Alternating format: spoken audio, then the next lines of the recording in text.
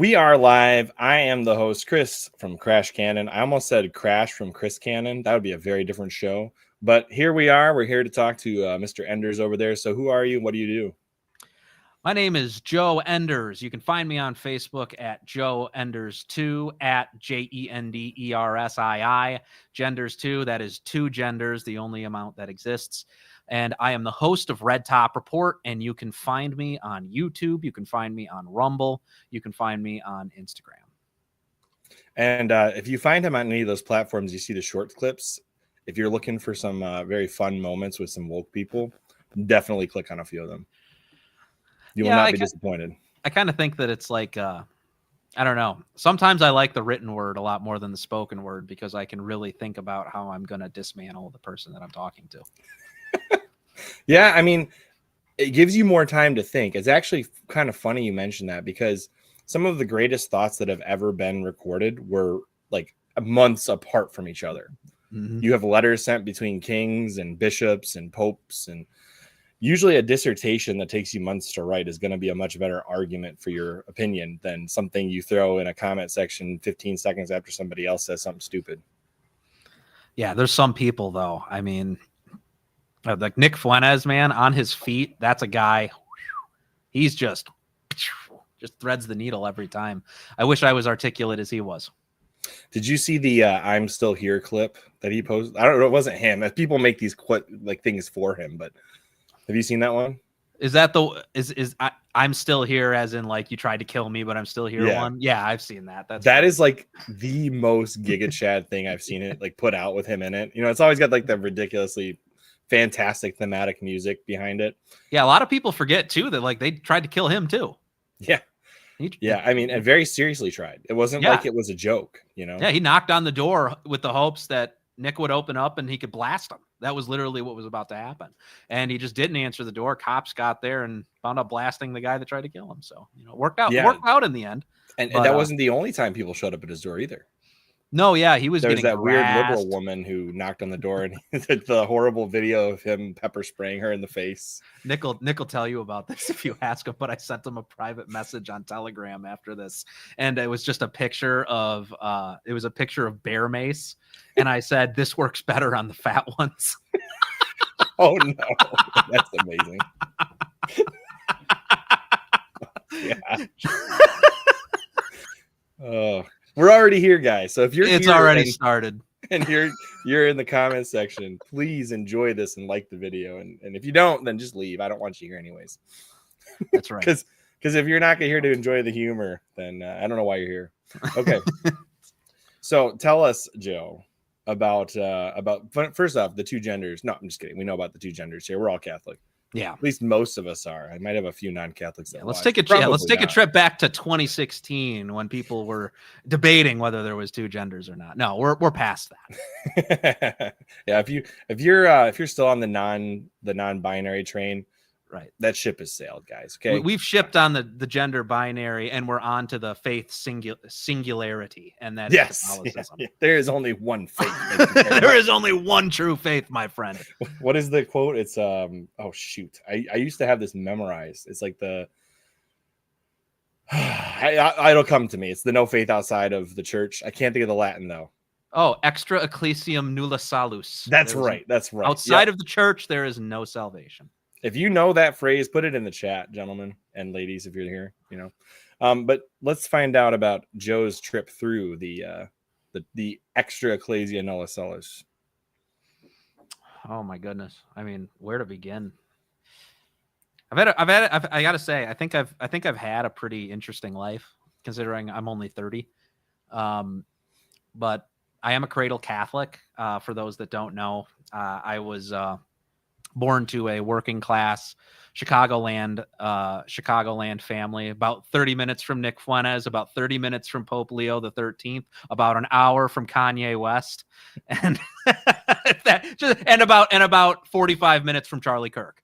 So that's pretty wild. Yeah, that little area's got a little bit of funk going to it, man. There's like something about movers and shakers in the Chicagoland area right now. We're taking over, all right? So take a step back. Don't call it. This is the generation that calls it the Sears Tower, not the Willis Tower. And we're coming for what's ours, America. So I grew up in a working class family. My dad was a mover. My mom was a stay-at-home mom at the beginning. I grew up pretty poor at certain points of my lives. I come from a broken family, and that gave me a profound interest in learning as much as I could about the construction of the family, how to understand it, how it's best utilized. And obviously, I found that in Catholic theology because it's a no-brainer. Even while I was in college and was questioning, having my crises of faith, questioning whether I should stay Catholic, whether I should be in the church, whether I should become a Protestant or an evangelical, because there was a lot of pressure coming that way. I grew up 5-10 minutes from Wheaton College, the evangelical hub of the country. So there was a lot of pressures on me at certain points, but I just would do my own research. I would hit up Catholic Answers back when it was cool. Hey, we like Catholic Answers here. Okay? They blocked me, man. They need to unblock me. Catholic Answers, unblock me. I might be able to help you with that. We'll see. Anyways, no, I probably don't have any sway, but I'll try anyways, because why not? I mentioned Nick Fuentes and they blocked me for it. So I think that's really the problem was. Oh yeah, 100%. Jeez. Yeah, I said that they were getting that they were getting spanked or something about something. I don't remember what it was, but it was, dude, I'm just having a conversation. This is my rule with Catholic influencers, just generally, just as kind of a side tangent from what we were talking about before. My basic litmus test is if I can disagree with you and we can still talk like we're friends after the fact, we're cool. It doesn't really matter. But if I disagree with you at some point and it's this petty thing that goes on further and further, not only do I want to be friends with you, I want to actively take time to bully you. I want to keep tweeting at you. I want to keep annoying you. I want to keep driving more and more and more knives of truth into your shoulders until you grow a spine and learn how to be a man and have a little bit of a disagreement. That's kind of how I do. Bullying can be a good thing. Okay. Some people need a little bullying in their lives to grow out of whatever phase they're in. It's the people that haven't left the nerd phase. I coined the term Church of Nerds back when I wrote an article at Church Militant while I was there. We'll go into how that all went down too. But and the whole point of it was that there's this segment of Catholics, these dysgenic dorks that think that they have a monopoly on the intellectual prowess of the Catholic faith and that normalcy should be rejected in any way, in any capacity. These people that run away from the world instead of standing and facing it like a man. And these people, they are my least favorite section of a religious group because they gatekeep.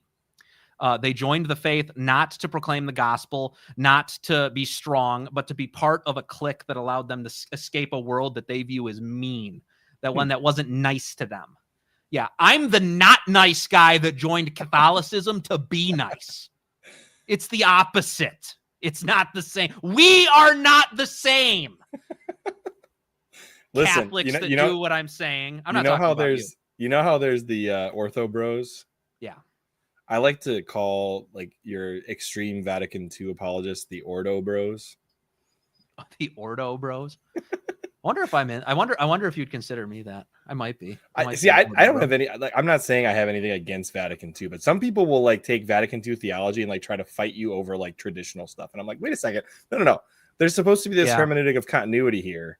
And if you're going to fight the tradition with the Vatican II, if there's people doing that, you're proving the trad's right if you're fighting Vatican II against previous councils.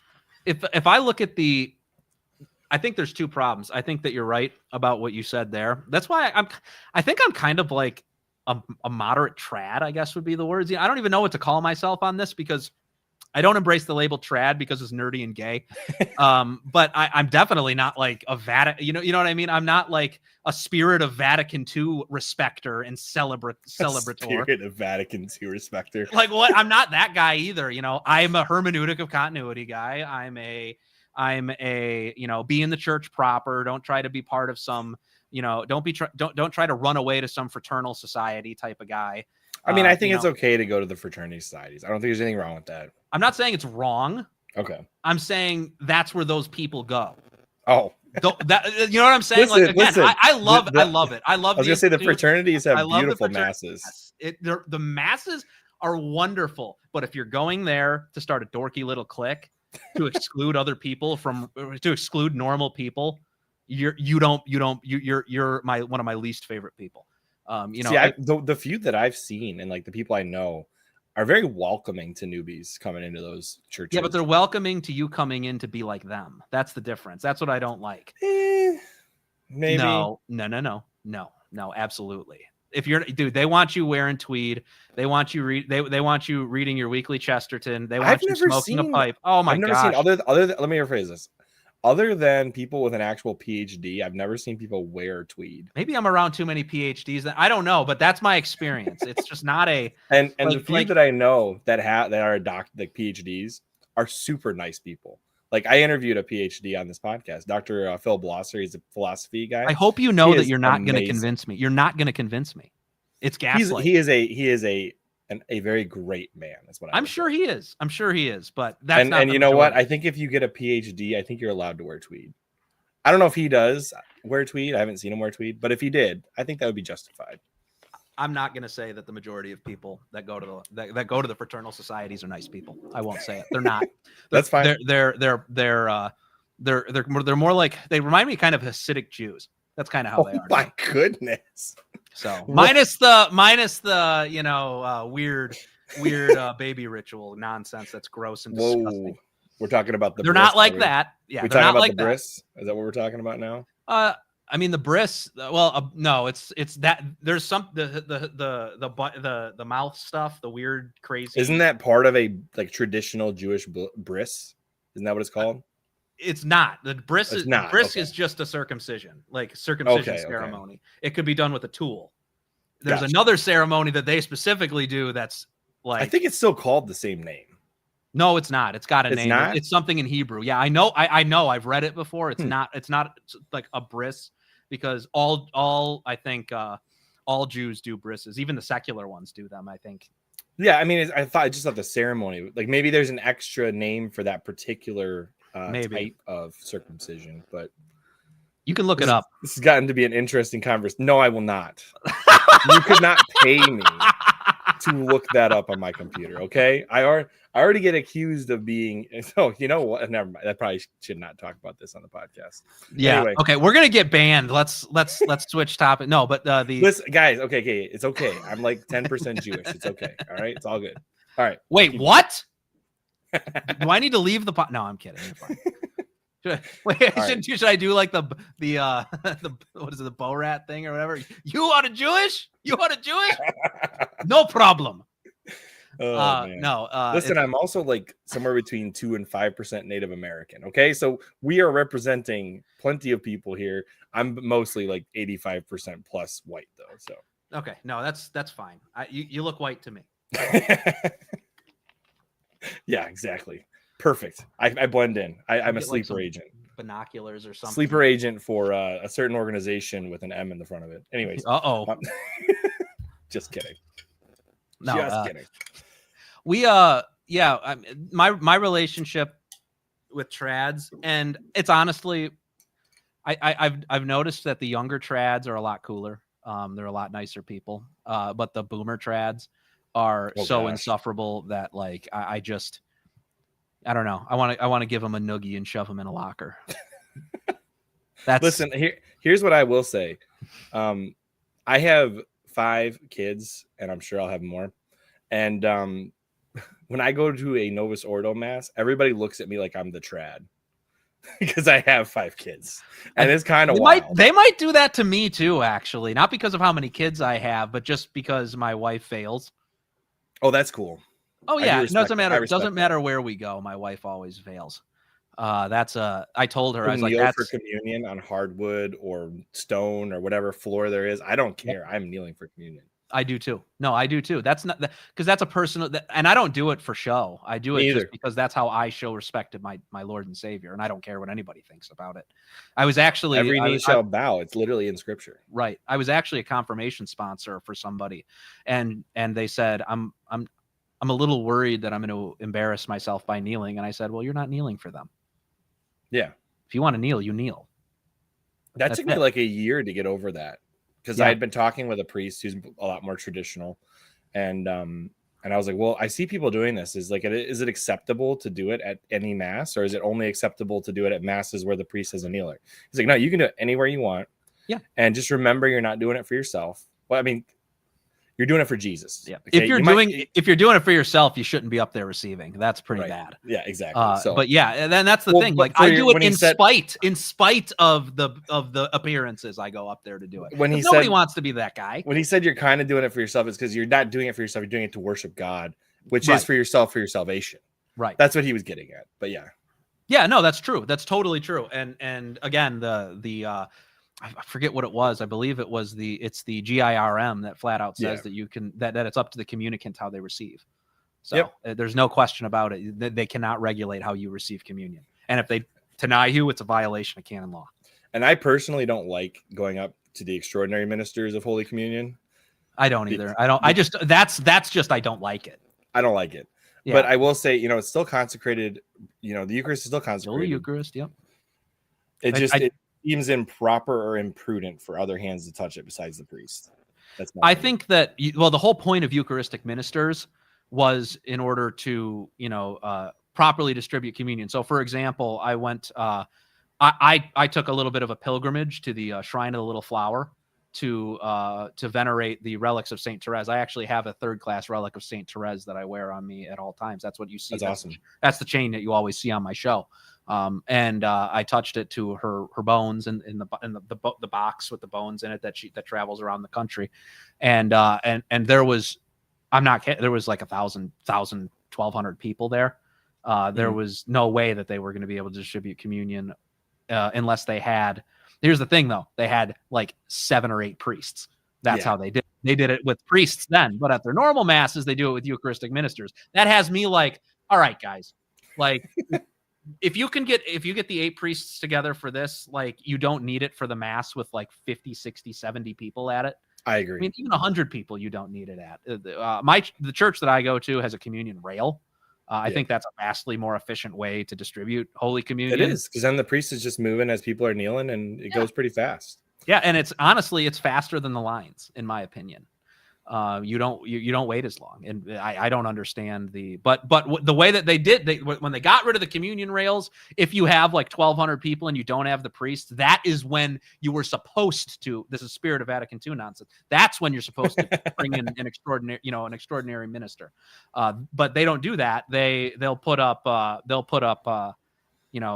30 old ladies that just like, oh, I just love Jesus. I love it. Can I give communion, Father, please? And then you know what gets me? Okay. You know what gets me? And this doesn't happen very much anymore because people know who I am now. But it used to be where I'd go up to kneel, like, and you know what? If I'm stuck in the extraordinary ministers line, I'm not the type of person that usually switches lines. I will if nobody notices, but most of the time I'll just go in whatever line I'm in, even if I don't like it.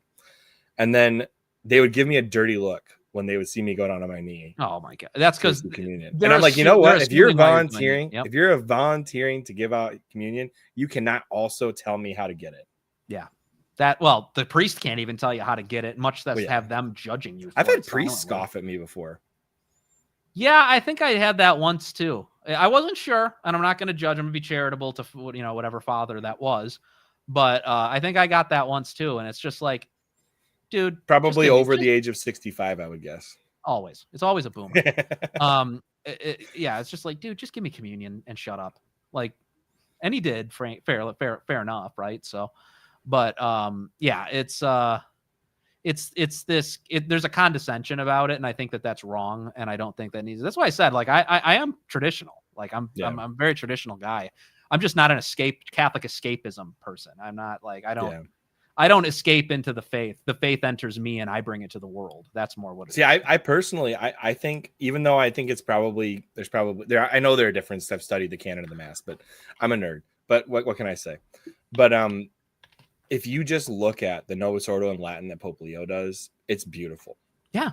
It's absolutely beautiful. And aesthetically, if you're not a person who studies the canon of the Mass, it'll be very hard for you to tell a difference between what he's doing and what the TLM trads are doing. And what priests will tell you, and this is kind of interesting, what priests will tell you is that the Novus Ordo in Latin is more intricate than the traditional Latin Mass is. It's harder to say. It can be if you're doing it exactly right. Exactly. That's what I'm saying. But you have that. It's the Mass. You're supposed to do it exactly right. Well, what I mean is like there are lots of optional pieces in the Novus Ordo that you don't have optionals in the TLM. Yeah. There's very few actual options. Like the TLM is a lot more rigid, canonically speaking, about the liturgy. Sure. Whereas the Novus Ordo, like I had a priest show me in their book just how many times it said this or this or this or this. And I'm like, this would be so confusing. He's like, I pre-select what I'm going to do every Mass so that I don't have to do the this or this or this or this. And I'm like, well, yeah, you have to, right? Yeah. But that's the thing. There's a, I don't know. And maybe that's the way Pope Leo does it. And because I love it. I love the way Pope Leo does the Latin Mass, the Latin Novus Ordo Mass, I should say. Very, very good. And the priests that I know of that try to do Latin Novus Ordos, at least what they tell me is the right. Again, I'm not an ecclesiologist. What they say is the right way. They say it's harder to say. It's a much harder Mass to say than the other one. They say it has. I'm told it has less flow, but I'm also told that it's very beautiful and they enjoy it a lot. So yeah, I mean, I think Latin's beautiful. I think that's just simple as that. I know the Our Father, the Hail Mary, the Glory Be, and the Prayer to Saint Michael, the Salve Regina, all in Latin. I learned all of them because I love Latin. I love the language. I don't know Latin, but I want to know at least what I can in my life to be able to pray in that holy language. And to be fair, I think the United States was LARPing as the Roman Empire when they were founded, because you have all like the Latin on the money, and you have the Latin on various parts of symbols for the United States.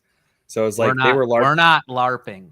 The eagle belongs to us. Well, it does now. We are the global hegemon. We are Rome. All right. Just saying. Modern day Roman Empire would be the United States. That's true. I mean, and there's a lot of like profound empires that bore the world powers that bore the eagle throughout history. And I mean the superpowers that bore the eagle. The Germans tried to steal it. No, they didn't try. I don't think they stole it if the Pope gave it to them.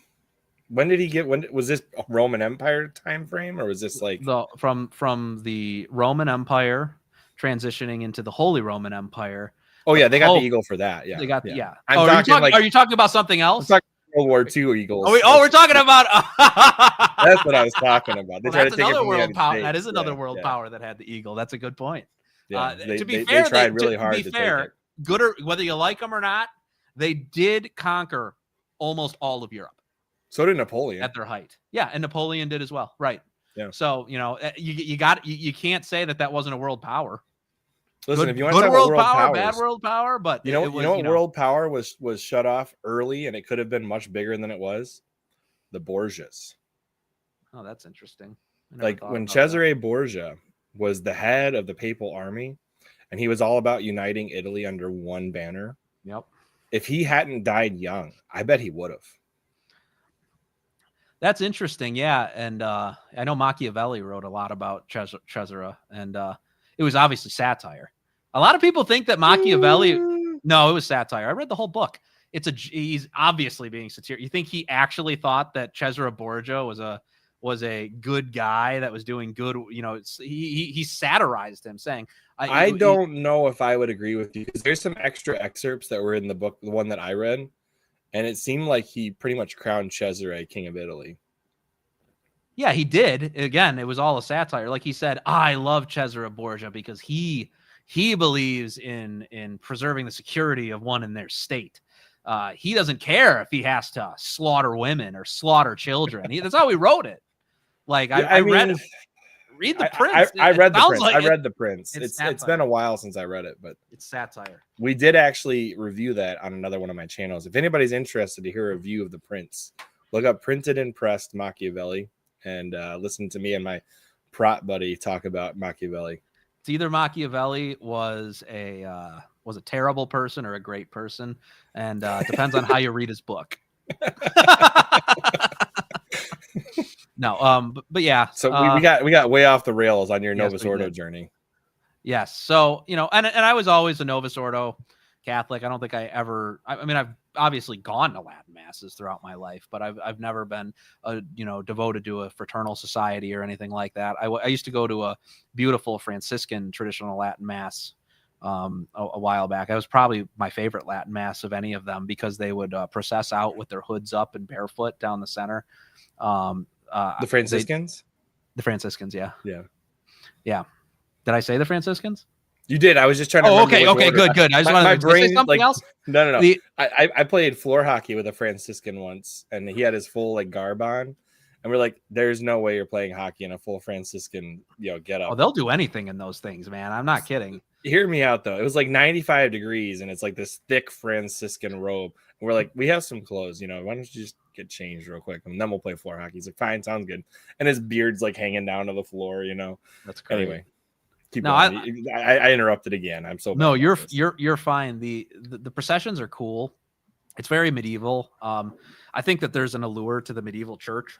There is. I'm not, and I don't hate them. I love it actually, but nothing compares to some low driving organum to a pipe organ, or no pipe organ, just voices themselves that the Gregorian low, chants. down, yes. Well, yeah. Or early Gregorian chants. It's called organum.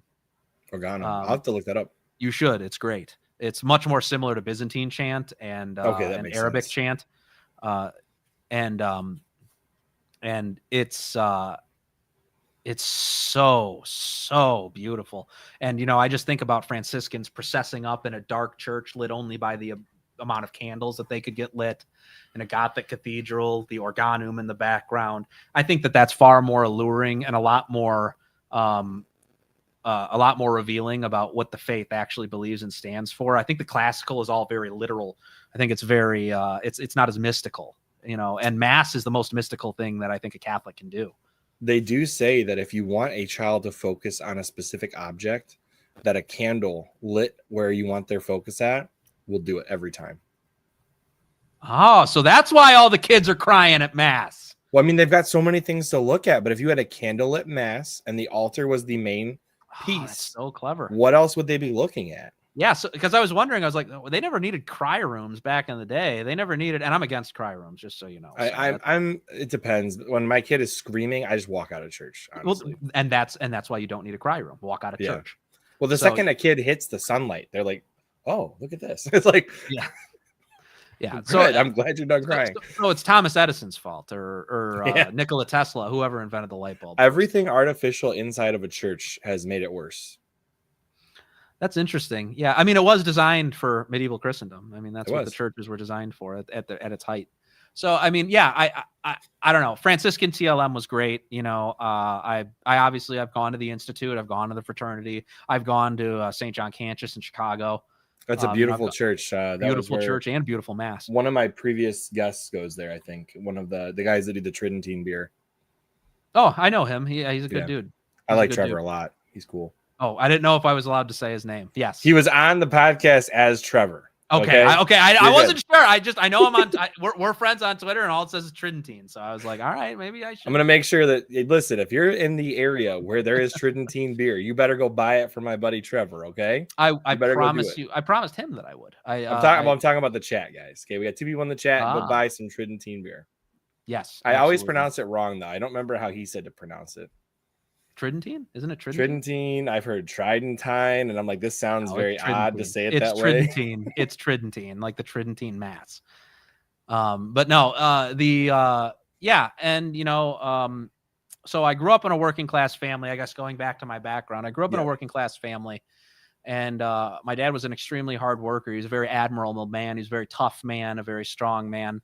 When I was born, he would work 100 hours a week doing manual labor. So, he obviously had a lot of high T energy generally as a person. He instilled discipline, responsibility, honor, pride in your heritage, all these things onto me growing up, which was very uncommon in white America I'm a zillennial, so I'm in between millennials and Gen Z. I was born in 95.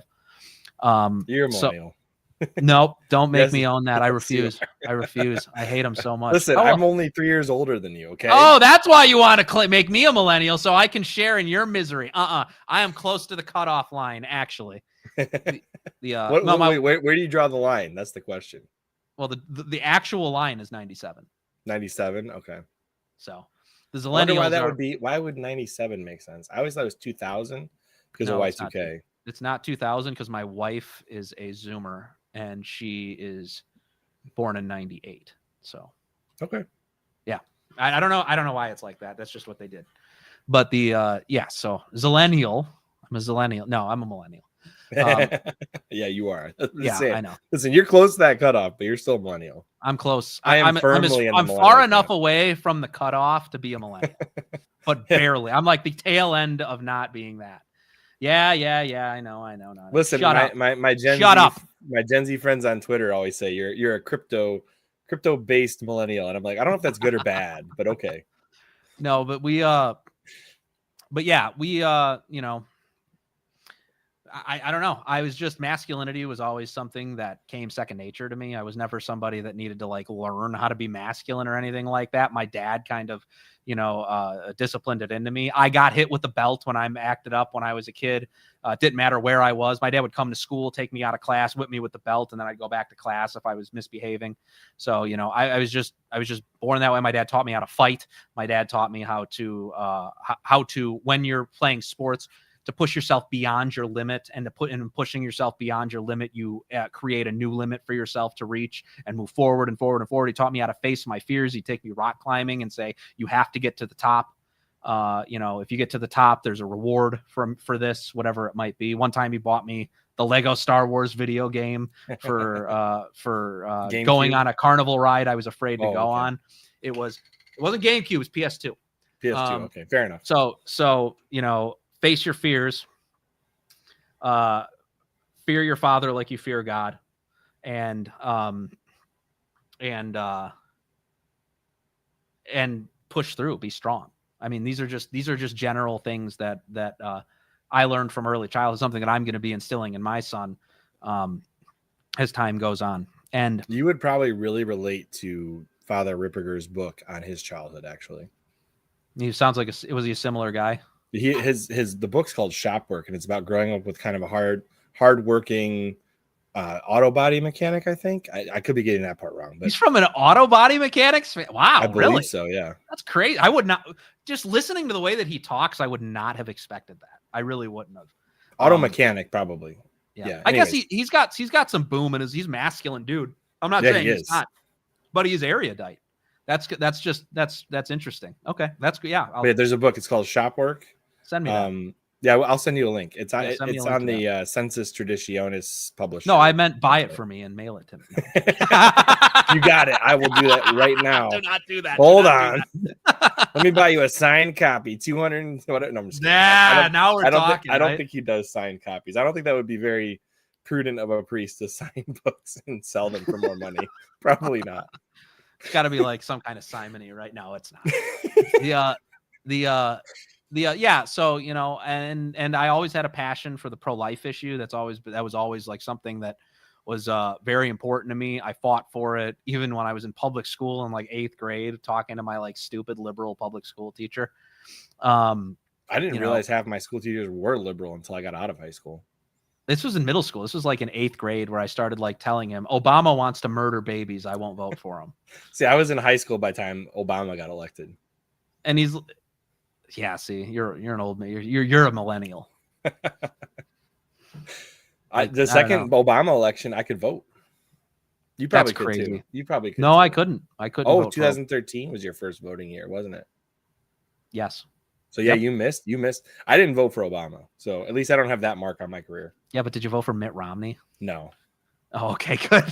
I'm pretty sure I threw. That's like almost as bad. I either didn't vote or I voted for Ron Paul. Okay, Ron Paul was cool back. That's the cool guy back then. My sister was a hardcore libertarian, and so she was pushing Ron Paul hard. I knew I didn't like Obama. Yeah, and Mitt Romney just rubbed me the wrong way. You were the you also took the log ride. You log ride down the pipeline like a lot of libertarians did then, sounds like. I was probably libertarian in my ideals back then, but I also wasn't very Catholic back then either. So yeah, same. I would go to church sometimes. Actually, I think I went to church every week at the time, but I wasn't like into it. I was just going because my dad dragged me there. So this was your like late teens then when you were doing this. You were still going to church. Your dad was making you go. And honestly, dad making you go, I think, is more powerful than mom making you go. That's well, hold. No, that's a fact. Yeah. They've looked into this. They've done the study. It's like 90% the image of God the stay Father, in the right? faith. Yeah, 90% stay in the faith if dad is Catholic, and like 30% stay if mom is Catholic only. So it's a stark difference. It's a stark difference, and you're exactly right. It's because the natural relationship you have with your father is the natural relationship you have with God. You're like when I did something wrong, like I would gulp and like my throat would go into my stomach because I'd be afraid of my dad getting home. I wouldn't be afraid of my mom. I'd be afraid of my dad coming home and punishing me. That creates a healthy fear of God. That's what God means when it says you should fear God.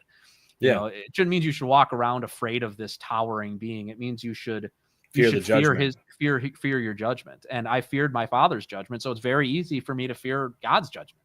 These are all things that naturally connect with one another. That's why the Catholic Church teaches that every family is a domestic church. And as a domestic church, the father is standing in persona Christi in the family. That's literally their job. They stand in Christ. Anybody who is a father who's never done this, if you've never done it before, bless your children before bed.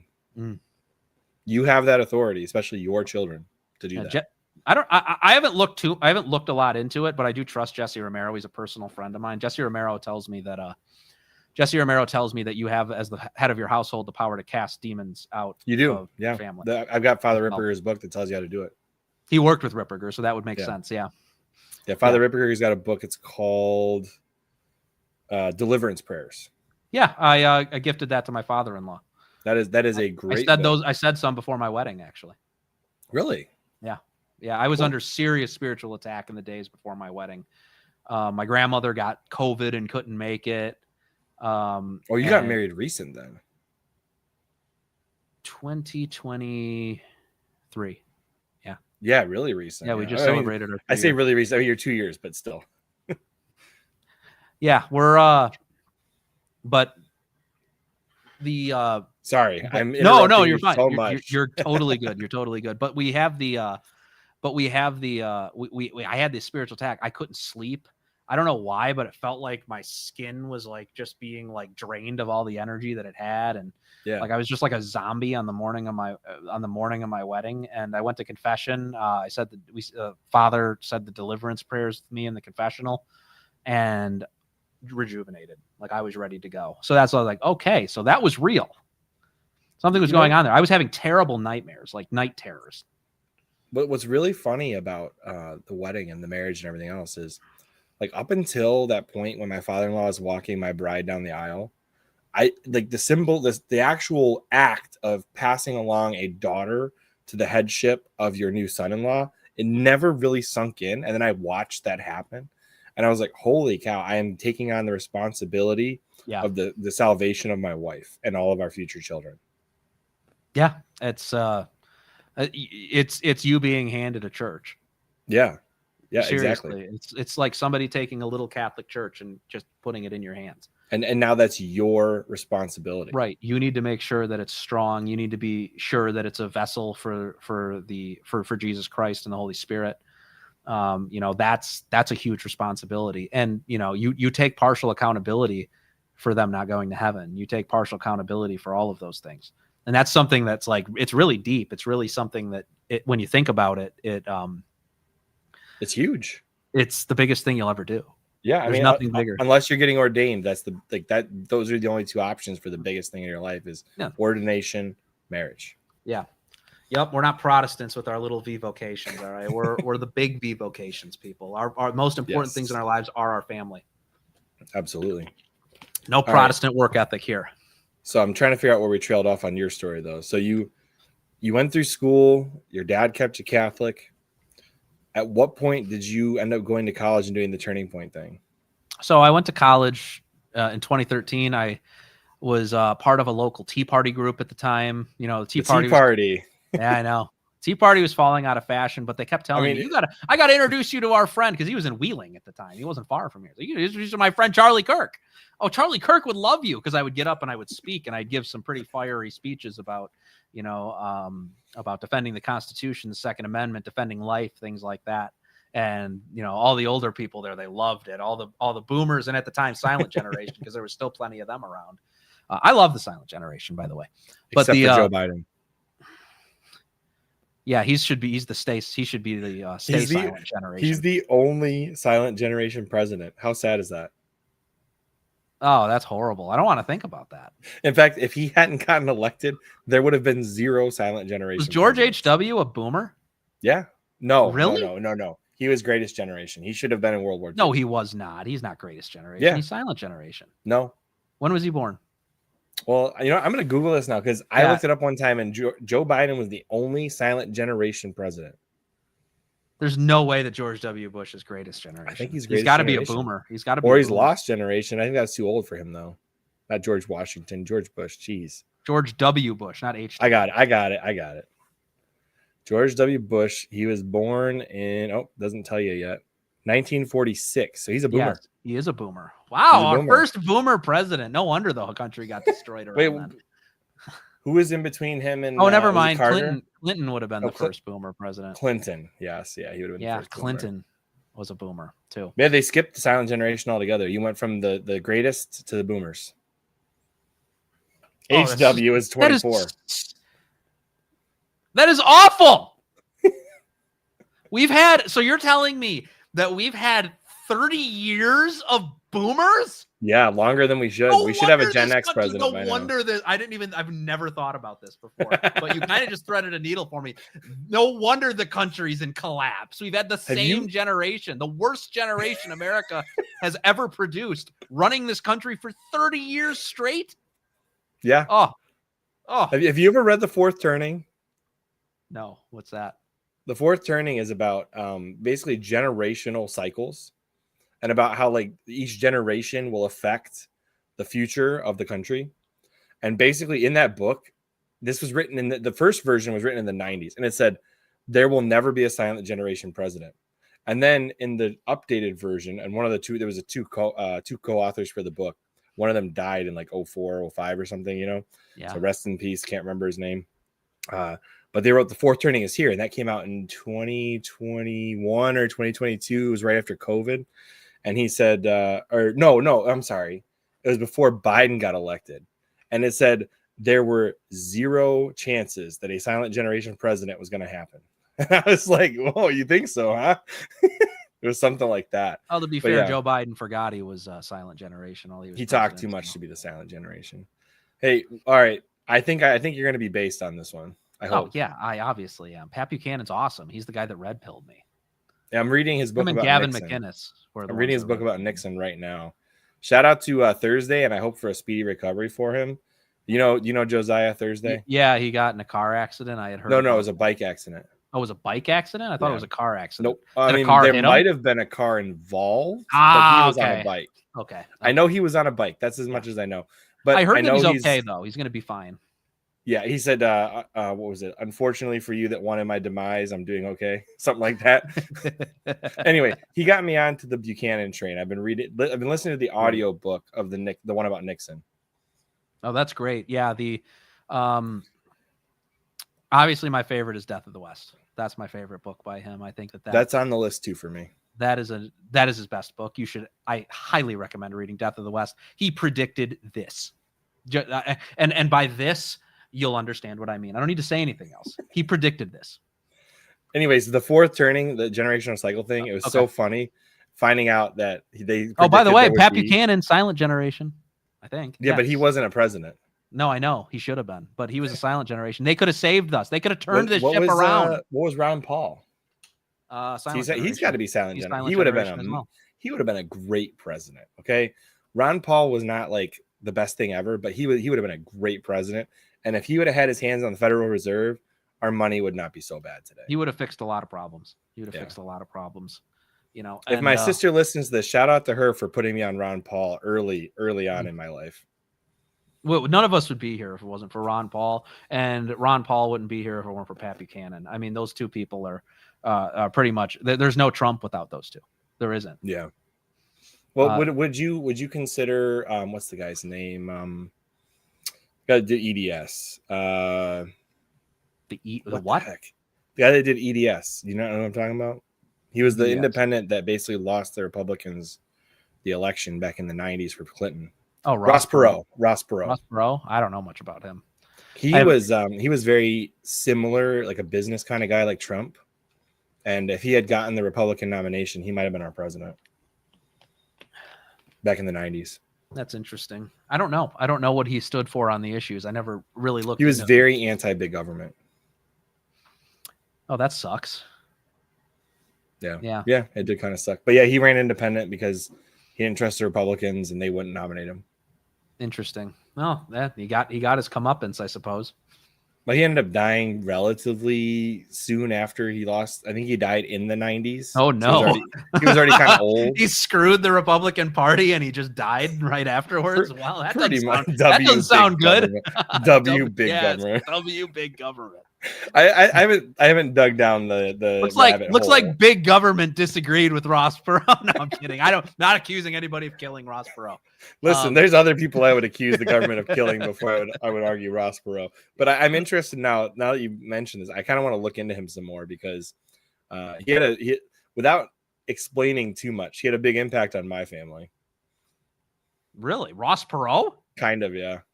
That's crazy. I'll have to tell you about it later. But was he Jewish? No. I'm joking. He had a huge influence over my family. He gave us $3 million. No. At my bar mitzvah. Nothing like that. Nothing like that, okay? Listen, I'm a cradle Catholic, okay? The 10% never creeped out, okay? 10% of 3 million? Yeah, 10% of 6 million. Thank you very much. No. All right. I think we have to pass. I think we're banned. It's over now. Now we're banned. We're talking $6 million, not $6 million anything else. Yeah, what's 10% of that? 600,000. Wow. No, I'm kidding. I'm kidding. No, I've when people bring that up to me, I was, like, what are you going to say? What would you say if like a reporter went up to you and asked you, stop it? Somebody went up to you and asked, Joe, do you condemn the Nazi Holocaust? Yeah, absolutely. Well, yeah. Why wouldn't you? Why would you not condemn? That was horrible. And then they're like, okay, do you believe that 6 million Jews died in the Holocaust? And I would just say I don't know the exact number. No. I wouldn't even say that. Trust me. Everybody always wants to tell me what they'd say. Let me tell you what I would say. Okay. This is very important, and you should take notes. This is what you say. So, because at this point, you already know you're going through the rigmarole. Pretty soon, you're going to be wearing a yarmulke and kissing the Wailing Wall out in Israel. Nope. No, I'm not going to do that. No, I'm going to be like, actually, it was 5,999,999. And when I go to the Wailing Wall, I'm going to stick the Our Father in there, like Pope Francis did. No, I won't even do that. Nope, I won't go. I refuse. Dude, that is the ultimate troll. Do you realize that at the same time he did somebody did. Didn't you? It was Pope Francis. Was it Pope Francis that did it? Yes. Yeah. Okay. So he literally went on stage and said, "We need to stop trolling people." Then he went to Israel at the Wailing Wall and put the Our Father in there. And I'm like, what are you? That is so based for Pope Francis to have done that. People have varying opinions about Pope Francis. I mean, he had a lot of good moments. I want to a lot of good and a lot of bad. I mean, he was a pope. They're all mixed bags. Yeah, he was a pope. I like that. That's good. He was a pope. I was never one of those guys that was like, isn't he? I defended. Yeah, I was never that. No, that's stupid. That was one of the that was. I always will respect the office of the papacy, even if I don't like the person sitting in the chair. Yeah, and it's that simple. I mean, I forget what it was, but I think it's Unum Sanctum that talks about that. A lot of people don't like Unum Sanctum. I was like, Unum Sanctum's awesome. I don't even know. Maybe I do know Pope Boniface VIII. Oh, okay. Yeah. He was the one that reprimanded King Philip of France. He was a good pope. I thought he was a good pope, at least. A lot of people thought he was too hairy. Stop it. We got some good people in the comments. This is funny. Anyways, back to Turning Point. We're never going to get through my backstory. This interview is going to take the whole of the entire time. Anyways, it's but fun. You know, all of the side lots we've been hitting here are things we would have hit later, but they're entertaining to hit them now. Yeah. So no, but my answer is 5,999,999 because at least one of those Jews was lying. And I would probably get my career ruined for that, and it would be the funniest thing ever. I was like, really? Is it? Because that's the thing. It can't be one less. That's the whole point. It's not allowed. It's not allowed to be one less. I would just say it was probably more like 12 million. You know, just to be safe. It was 8 billion Jews. 8 billion. Yes. All of the history of the entire race in one moment. No, but and that's the thing. I don't play word games with people, and on principle, I don't advertise what my views are one way or the other just on principle because I hate the discussion so much. I hate it so much when people bring it up that I'm just like, I'm going to say whatever makes you angry. That's all it is. That's where I stand on it. I'm not a World War II historian. I don't know anything about the Holocaust. But I will say, if you want to know a lot about World War II that you'll never find out in school, the Martyr Made podcast was super interesting. What's the Martyr Made? It's like 25 hours of your life you'll never get back, but you'll enjoy it. Martyr Made podcast. I feel he did an interview with Tucker Carlson, and they tried to cancel him over him saying like that he didn't think what was the guy's name? The major British guy during World War II. I can never think of his name. Winston Churchill. Winston Churchill. He basically said the Martyr Made. Is that Daryl Cooper? It is Daryl Cooper. Yeah. Daryl Cooper. Oh, okay. Yeah. I was gonna say I know I heard about that somewhere. I don't know. I don't watch a lot of podcasts, to be honest with you. I don't watch them. I listen. I don't even listen to them that often. Like I'll peep Pierce Morgan once in a while because Pierce Morgan has become Jerry Springer. It's not even like news anit's just like let's get a woke tranny, a racist, and it's worse than Jubilee half the time. It's so like what the funny, heck? Dude. No, I love it. It's entertaining. That's all. That's why it's just so good. Like I don't even watch it for the substance. I watch it for just like watching people tear each other apart. You watch it for the same reason that women watch those Desperate Housewives or whatever it's called. All the screaming women and whatnot. Yeah. Exactly. It's like reality TV for me. It's so good. But reality TV mixed with politics. Right. And so, I do like I'll watch America First with Nick Fuentes once in a while. I'm not like a avid Groyper. I mean, even Nick would tell you I'm like Groyper adjacent. Like I defend them. Adjacent. I defend them often because they are Catholic men that are being pushed away from the church, and that just infuriates me. I mean, shout out to Pine Sap though. He was a great guest. Pine Sap's I really liked it. I really enjoyed talking to Pine Sap a lot. He's a great guy. Heart of gold, dude. He's got a heart of gold. And if anybody disagrees with Joe and I, go listen to any of his Twitter spaces and how he talks to men that are on the brink of doing stupid or sinful things. Yeah. And he is like one of the best at talking people off the cliff. They're not going to jump anymore. There are so many people that are better Catholics today or Catholics period today because of Pine Sap. And he is I don't know how to describe it, but he's one of the best Catholics I know. And it's very, very, very upsetting to me the way that people come at him and attack him. Like I hate because when I see him bitter and saying and upset about things on X and tweeting about them and stuff, I just think I was like, this is a really good guy. He's got a heart of gold. He's a really pure dude.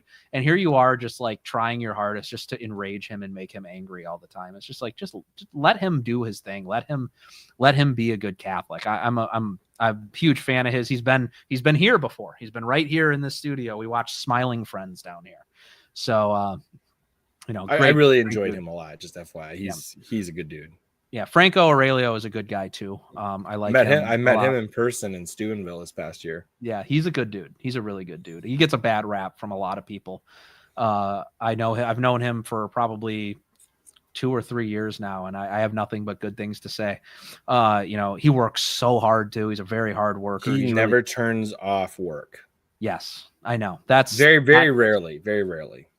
And that's why he's a content machine, man. I respect that so much. He's so good at that. But anyways, you know, I got involved with Turning Point. You know, Charlie Kirk at my community college wanted me to start a Turning Point chapter. I did. I held the events. I overturned an unconstitutional free speech policy that said at the university, right? Because it was at the college. Yeah. Was it constitutions you were passing out? Yep, I was handing out pocket constitutions. That's right. And you're like, I can prove I can do this right here.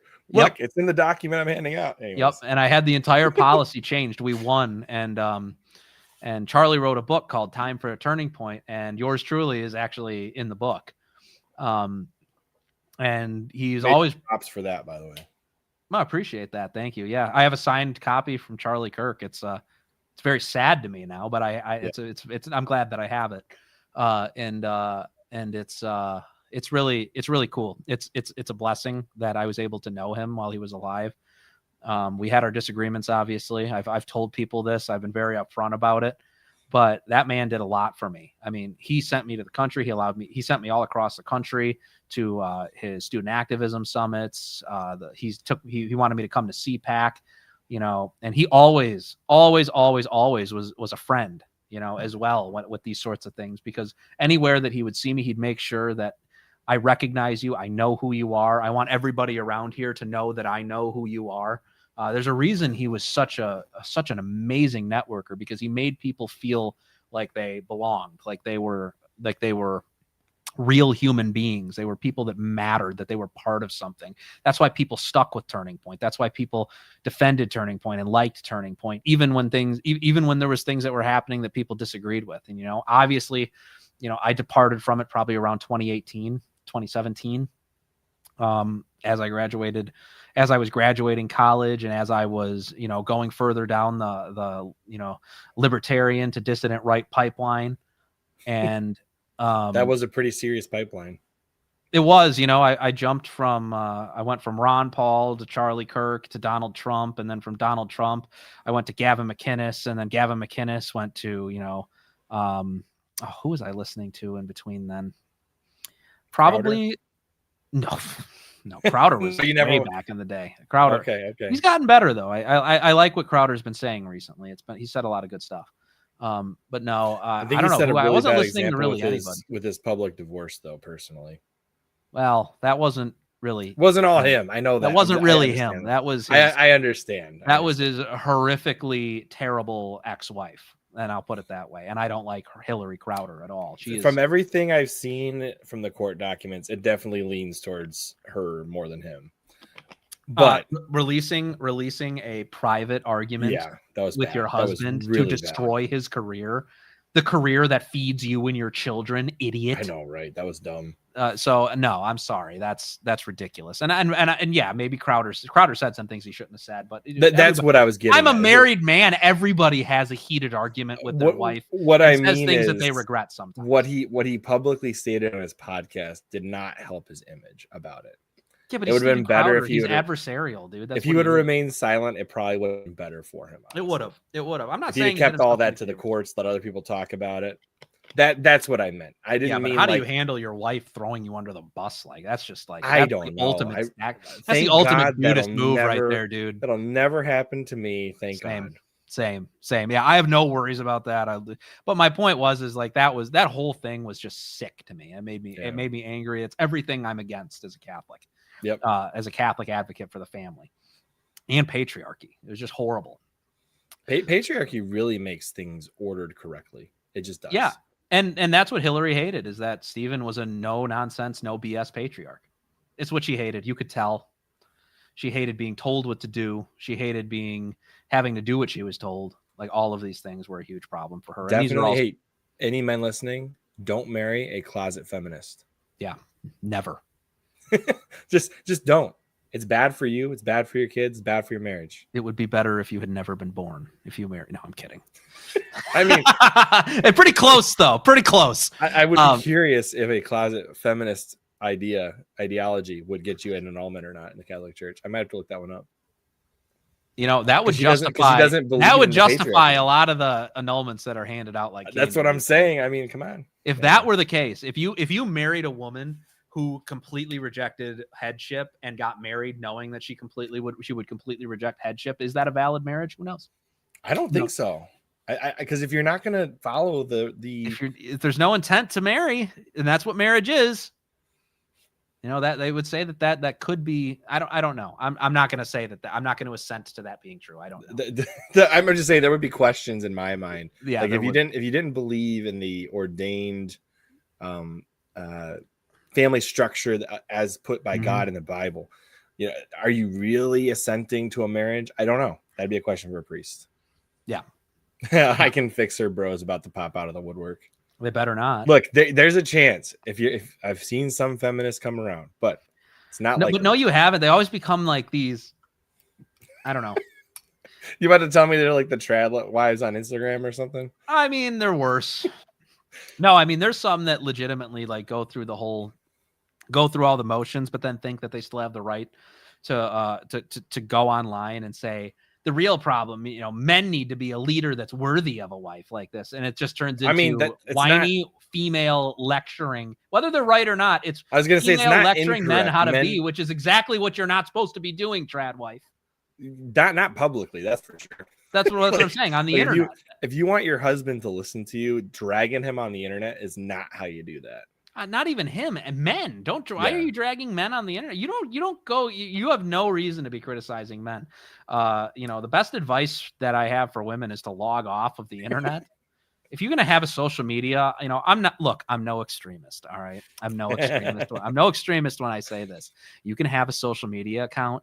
It's just nobody but your friends and family can see it. And that's what my wife had. And she doesn't even have that anymore. She actually she doesn't even have Facebook or Instagram. Yeah. She has a Snapchat for the group chat option. That's pretty much it.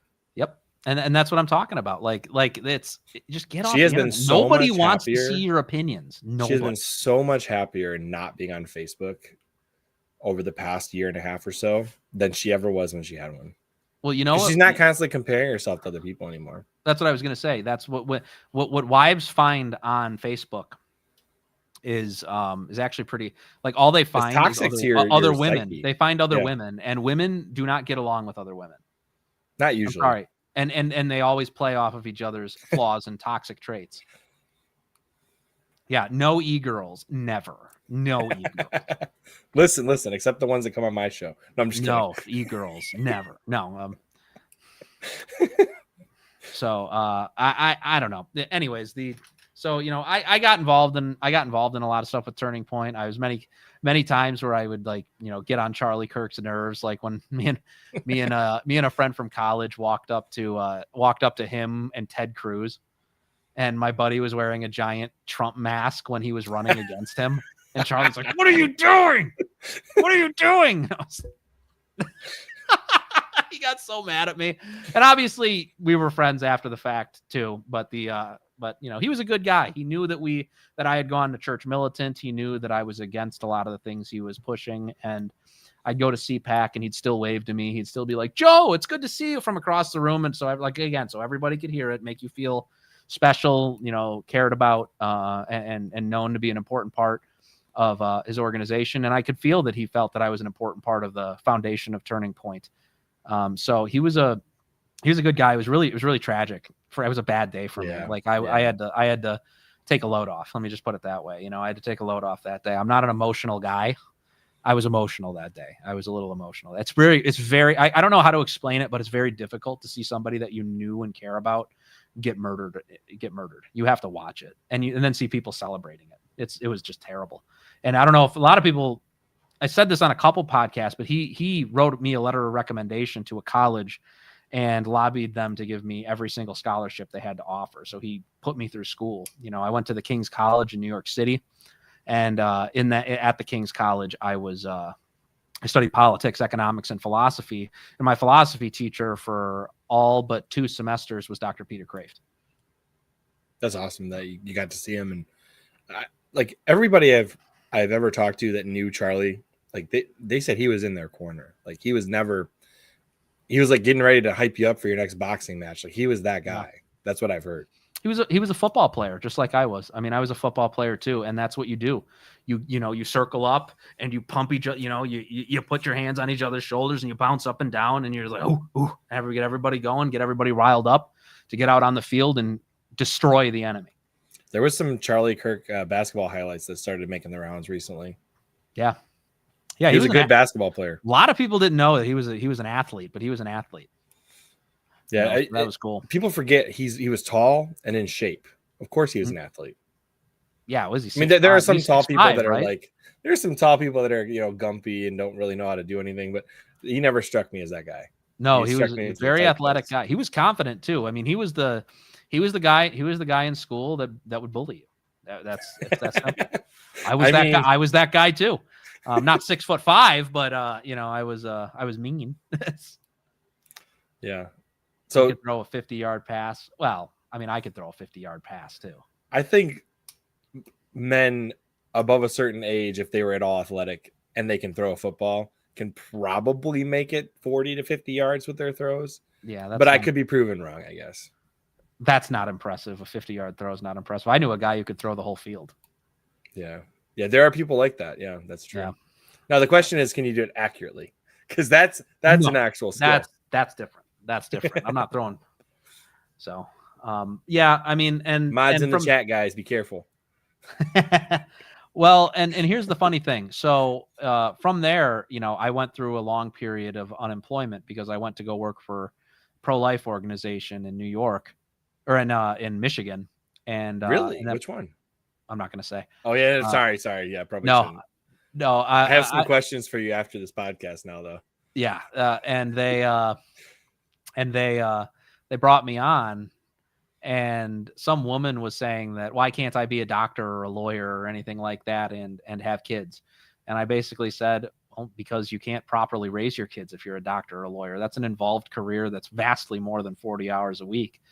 Do the future a favor and don't have kids if you're doing that. And the pro-life organization, I don't know, somebody high up, some angry donor got back. I think it was the DeVosses, because they were heavily involved with the that. DeVosses are heavily involved in most pro-life groups in Michigan. Yeah, exactly. And so I think they blacklisted me because they said, we got to get rid of you. We're actually a pro-woman organization.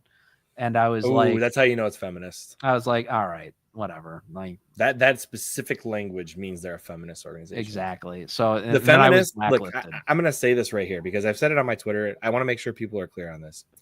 I'm not willing to take a win for the pro-life movement if it means giving money to a feminist organization. Yeah, I won't do it. You can't have a marriage between feminism and the pro-life movement. It will fail, and it will turn into exactly what we already have right now, which is a pro-abortion society. And that's why I have been criticizing Lila Rose and Kristen Hawkins. A lot of these pro-life leaders. She deserves the criticism. 100% she does. That's why as soon as it stopped being a glitzy and glamorous federal issue, that it completely collapsed. Yeah. Because and guys, Haley's not an e-girl, okay? Okay? Be nice to Haley. She mods the chat for me to keep the actual trolls out, not you guys. We've had a few actual trolls in the chat, so not today. Trolls. Thank God. I like actual trolls. Well, no. We're talking about the trolls that they're like, submit to Allah, that kind of stuff. Like, that's the kind of trolls I've had in the past. Like, interesting. Those guys. I never get those trolls. You're not doing the right thing. You're not. I mean, I have had those though, but. Yeah, I mean, and so between them, you went from a pro-life organization to unemployed. I was Islam. driving No, Uber. Yeah, to Islam. So I joined ISIS. For the shirt. For the shirt. Remember that campaign? It was like, join ISIS, get a free shirt. Do you remember that? I do. No, remember Linda? Remember Linda on Twitter? I will destroy ISIS. And it was just like this middle-aged Midwestern woman. Yes. Yeah. That's based. Yeah. I will defeat ISIS by myself. So I went around to, I went around. I was driving Uber. It was so impossible for me to find a job. What year were you driving places. Uber? 2019. Okay, so right before COVID. Wow. Okay. Yeah, right before COVID. So was this and then before or after Church Militant? before. Okay. Yeah, before Church Militant. And because I was blacklisted from all of the jobs I was qualified for in Republican politics. Whoops. And it was what is he saying? That's not not as much a troll then as it isn't as a confused Luciferian. I don't understand that. Anyways, It's got to do with the Islam. Oh, okay, gotcha. And so I went to where was it? It was I just started going to adoration. I started going to mass. Started going to confession. The great confessor. He died in 2021, I want to say. But he this was in Michigan or no? This was I was in Illinois. So I grew up in Illinois. I grew up in Illinois. And so you went from the pro-life in Michigan back to Illinois. Right. Okay. Right. And you know, I just said, God, just send me where you want to go. And then plop on my lap, a friend messages me, hey, you heard of this place, Church Militant? It's conservative. It's Catholic. They agree with you on feminism. And I was like, what? I didn't even know what this place was. I've never even heard of it before. You know, and then I go there, and then like, you want to be a producer here? They offered me the job, and I was like, I'm gone. I left immediately. I went right over there because, you know, and I didn't fully know what I was getting into. I didn't know about all the drama. I didn't even know about Michael's past until I was already working there. So apparently, well, if God plopped it in your lap, it must have been the right place, right time for a little while. You know, there's no other way to put it. And, you know, sometimes God sends you somewhere permissively for, you know, whether it's actively or, you know, with his permission to get you to where he actually needs you to go. It doesn't matter. Whatever happened, God had me wind up at this place, you know, where I learned a lot about the Catholic faith. You know, I learned a lot about many different things from some of the greatest Catholic minds in the world, you know, despite improprieties or whatever you might want to say. Not a fan of Michael Voris. I don't like him. I think he's a piece of garbage. He treated me like crap the entire time I was at Church Militant. I did not like him. Most people that you would ask that worked there would tell you the same thing, that he was really cruel, really mean person. I just don't have I'm not going to mince words on that guy. I don't like him at all. He's not good. I had a lot of friends that used to watch him, but I'll be honest, I never watched Church Militant, believe it or not. Yeah. Super smart guy though. I will say that. He's really sharp. He's really intelligent. You don't build a business like that without being smart. Yeah. But you can be narcissistic enough to tear it all down in like a year. Yeah. There's that. So there is that. He originally, the name of the program wasn't always Church Militant. It was something with Catholic in the name. Real Catholic TV. That's right. And the Archbishop took that away from him. Said, you can't call this organization Catholic. So that's what worries me. I was starting to wonder, was I like not Catholic for all those years that I was working there? No. You just can't be like, if you have Catholic in your title, it means your bishop endorses you. Is that all that means? That's all. I didn't look at. I did not. The canon of the church. Enough, canon law basically says that if you want to call your channel, your organization, your business Catholic, then it means it's endorsed by the bishop of the local bishop, essentially. Okay. So if you want to call your show Catholic, you have to have the permission of the bishop. Yeah, but wasn't there a formal censure on Church Militant? Yeah. I mean, with that is what I'm saying. No, he just had to change the name in order. How do you know this lore better than I do? This isn't just shut up. Somebody explain this to me, because I live in the Archdiocese of Detroit. Okay, this lore is like very familiar to me. Okay, anyway, it's a big area. You can't find me just by that. Yeah, and well, anyways, it you know, it wound up closing down, but that was like a worry in the back of my head at the time. I was like, yeah, they had their own convoluted. Actually, when this censure was brought down, our mailing address was still in Gary, Indiana. That doesn't matter. You're physically in Michigan, whatever. I was like, I don't know if it works. That I thought about that, and I was like, were we censured by our bishop? I'm pretty sure against that? You're still local boy, right? Yeah. I'm in the Detroit area. Oh, mostly. You are in the Detroit area still? Yeah, I won't tell you I won't tell you where, but I am. No. But Detroit's huge. I'm not asking you on camera. Tell me where you live. Hey, can you dox yourself? Would you like my social security number? Yeah. Just call me at 555. Yeah. Who would like my cell phone? No, we're good. We're good. No, I was yeah, I never left. I just have love for Michigan. I love Michigan. You're a Detroit Lions fan. No. They Football is gay. The NFL told me that. did. They did with their They weird told me logos, that. I'm not saying that the NFL told me the football is gay. I was like, well, I'm not gay, so I don't. I'm not watching the Super Bowl this year because they got that weird Bad Bunny person doing the halftime show. I haven't watched football, and I was a huge football fan. I've got a fantasy I played football team for 12 years. I love football, but when you say it's gay, it's like I'm out. I'm done. I'm done.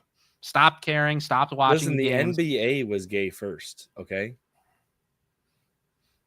You had a guy named Magic Johnson, okay? I'm not going to mince words here, okay? That's all I'm going to say about that. Nice. No, yeah. Andy got AIDS. That was exactly. Like, you had a guy. How much more Magic, on the nose? Had a guy, yeah, that's pretty. Yeah, that's pretty on the nose. I'm pretty sure that's all in the public sphere. I hope that's not going to come back to bite me later. Anyway, I don't think you'll get a lawsuit for that one. No, probably not. NBA has been gay since the last Fab Five. Yeah. Anyway, so you were part of a church militant. You got to be there when it burned down, right? That was part of your. Yeah, I was a senior producer. So I didn't have all of the I didn't have all the information on what happened. At the time, everything was collapsing. All I know is that me and my friends were the group of people that said, Michael, you should never, ever, ever be allowed to come back to church militant. After we got rid of him. He did not. He was is it St. Michael's Media now, or is that his? It's gone.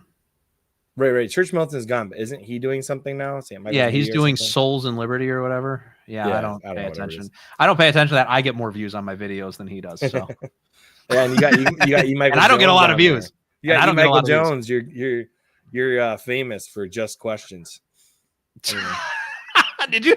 Is that not the best thumbnail ever? That is it's so fun. Top tier thumbnail. Okay, top tier. Yeah, I like E. Michael Jones. Obviously I don't agree with him on a lot of his takes on race, but he's also got a weird anger towards Fuentes and whatnot. Yeah, I think they need to sit down. I think that's all it is. But it's the problem. If E. Michael Jones wasn't a boomer, we'd be all fine. And if Michael Boris wasn't a boomer, we'd all be fine right now. It's literally that simple. There's this, and Nick would tell you the same thing. He dealt with them too. I was the one that was. It was me and Milo was there at the time too. Me and Milo were the one trying to tell Mike. Church militant.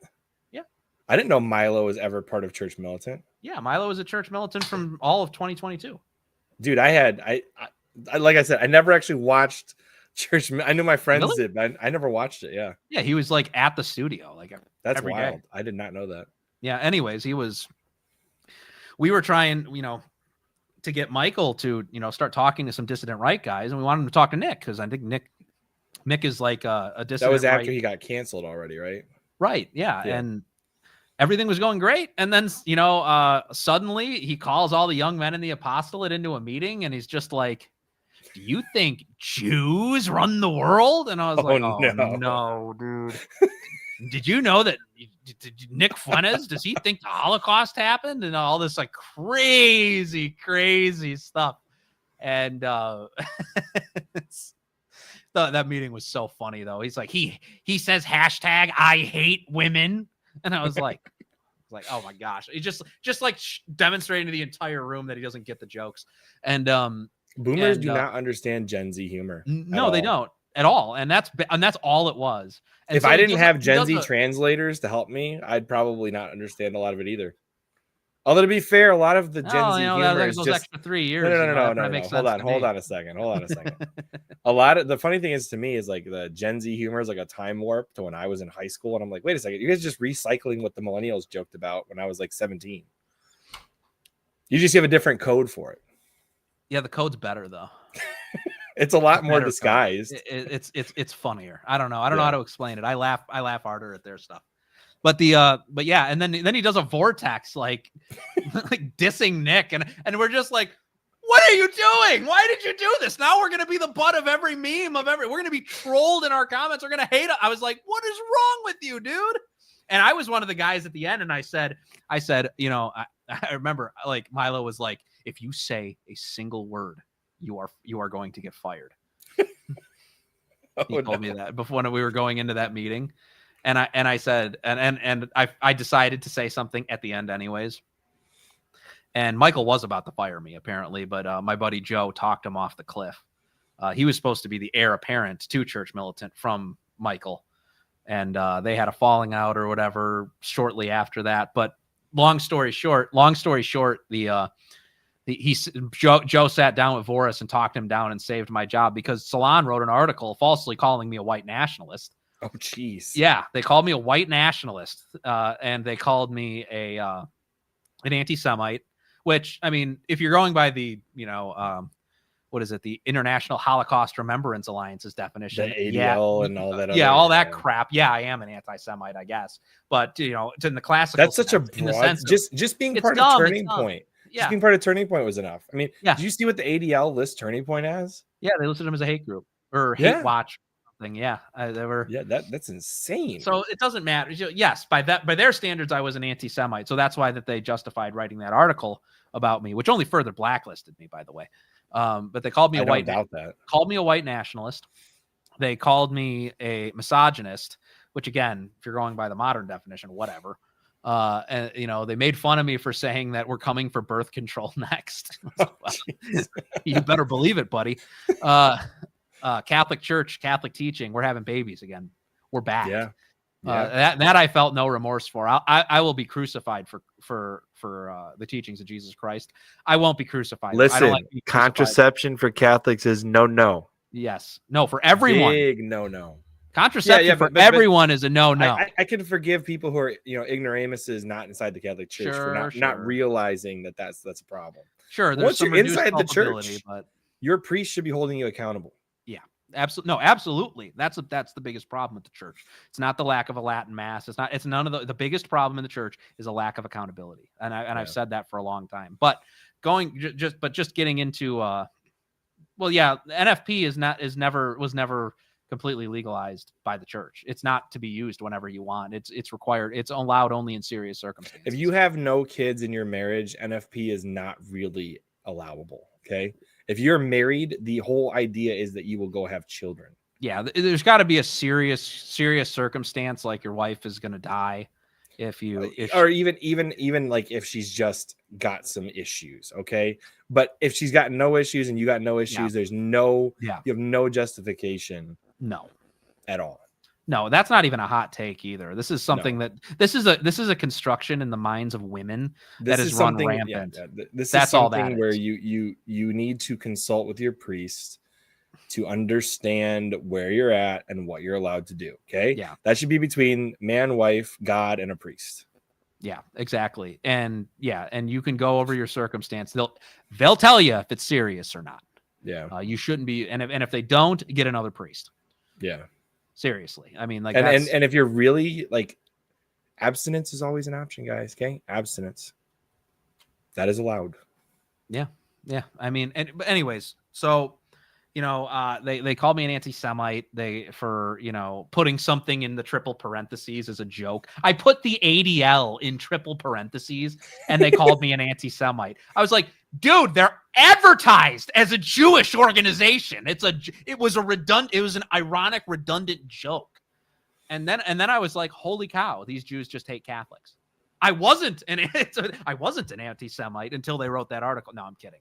But the Jews and the Catholics have always had problems, but yeah, they just can't seem to get along. And you know, I learned that. And I've had Jewish friends that, you know, and things like that, you know, are kind to Catholics. You know, I had Rabbi Barclay on my show, the one who went at it with Candace Owens. Shmuley or Barclay? No, Barclay's the one that went on her show to talk about Shmuley. So yeah, there's Shmuley who she went at it with, and then there's Barclay who she also, because she has a problem with a few rabbis. But he came on my show and I interviewed him. I took down the interview because I didn't like it. I didn't think it went very well. Like, he was just talking over me the entire time and this, that, and the other. And as rabbis do. I got a couple. I didn't lose by any means. I think I won every exchange that we had.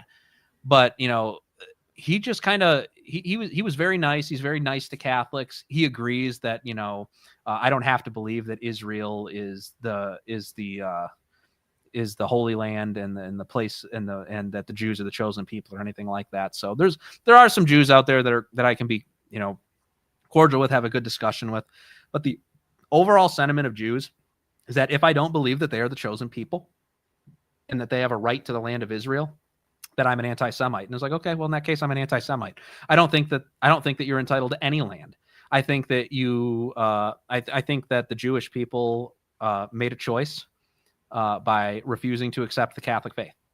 Every Jewish person, and that's in accordance with Nostra Aetate. That's in accordance with everything else. If you choose to not accept Jesus Christ, you are not the chosen people. No one knows the Father except through me. It's in Scripture, guys. Right. This is all very simple stuff. You might be trying to worship the Father, and I think that's what Nostra Aetate essentially says: is that like Muslims and Jews are trying to worship God. No, but they don't have a complete understanding. Yeah, Nostra Aetate says that Jews do worship the Father, and I think that it's kind of a weird. It's correct that they worship the Father, and that they do have a. We have a relationship of the Trinity. It's an incomplete worship of the Trinity. Correct. We do have, and Muslims profess to. There's a difference. Yeah. So once the Jews do worship God the Father, but they do it incompletely. Amen. Make Israel okay. Kingdom of Jerusalem when? No, the Jews. We do have a special relationship with Jews because they're the only other religion that we actually do share half of our holy book with. Yeah. So not really half, but unless you include the fact that they doctored the scriptures in the Masoretic time frame. No, I agree with that. Well, I've talked about that actually, but it's not like completely doctored. To be fair, no, they just doctored anything that would make Jesus the Savior. Exactly. No big deal. Yeah, no big deal, of course. But my point is we do share actual. They do have a good portion of the Word of God. They have it. Yes. They have it too. So that's what Nostra Aetate was all talking about. And it's like I'm willing to accept all of that, but there's no doubt that the religion itself was cursed. The nation that was, the nation run by Herod and the high priests, all of those people, let his blood be upon us and upon our children. Jesus said to the daughters of Jerusalem, "Weep not for me, weep for yourselves and for your children."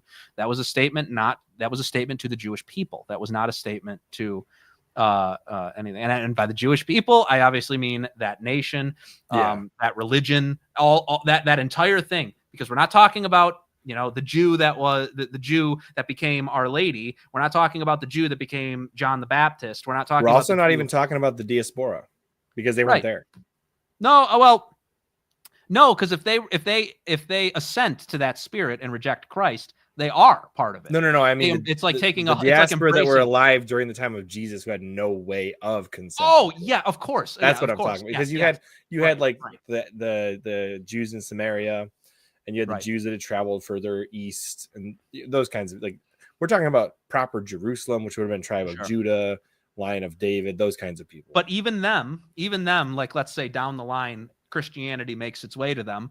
They are Jewish.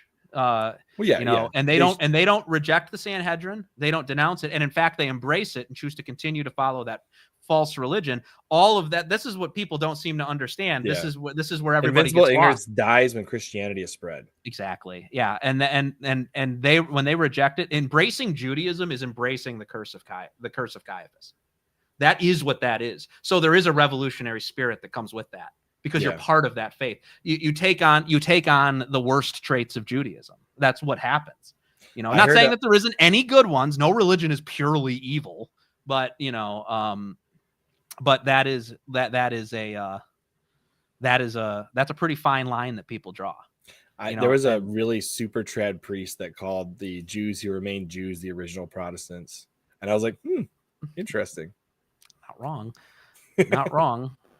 So and that's all I mean. That's all I mean by that. So that's my little. Those are just questions. Let me just put it that way. Just questions. Those are just questions. But they're justly just questions. initials JQ. They're justly raised questions. Yes. Yeah. And so that's just my opinion. And since then, I obviously have a new job that I'm not going to say because I don't want to hurt anybody involved. But yeah, that's me. That's my story. Now we can get into what you wanted to talk about. That was we spent an hour and a half talking about me. I have never talked about myself. This is what happens when you come on my podcast. What have you done? What have you done? I have to go to confession now. No, you don't. What did you say that you need to go to confession for? I'm just kidding. I was talking. Did you scandalize somebody in the process? No, I was talking about myself for an hour and a half. That has to be prideful. I'm kidding. That's not if somebody's asking you. I know. If you take this literally, come on, guys. We're having fun. This is a guy's podcast. Listen, tell me what 45 plus 45 equals, and we'll be okay. 90? Oh, no. What? Majorian's going to roast you. Why? 45 plus 45, 80? 135. What's the joke? What's the joke? You forgot the bar. I forgot the bar? Wait, say that. What? You're racking weights for the bench press. Oh, come on, man. What's Majorian benching right now? I don't know a lot. Can we get Majorian's max bench in the chat, please? I can text him. Joe's asking. I'm texting him right now. Max bench. You're being called out for your max bench. I'm texting him literally. All right, ready? We're gonna text him.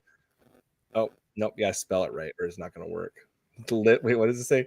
Lifts of the apostles. Joe is calling out your bench live. I'm not calling it out. I want to know what it is.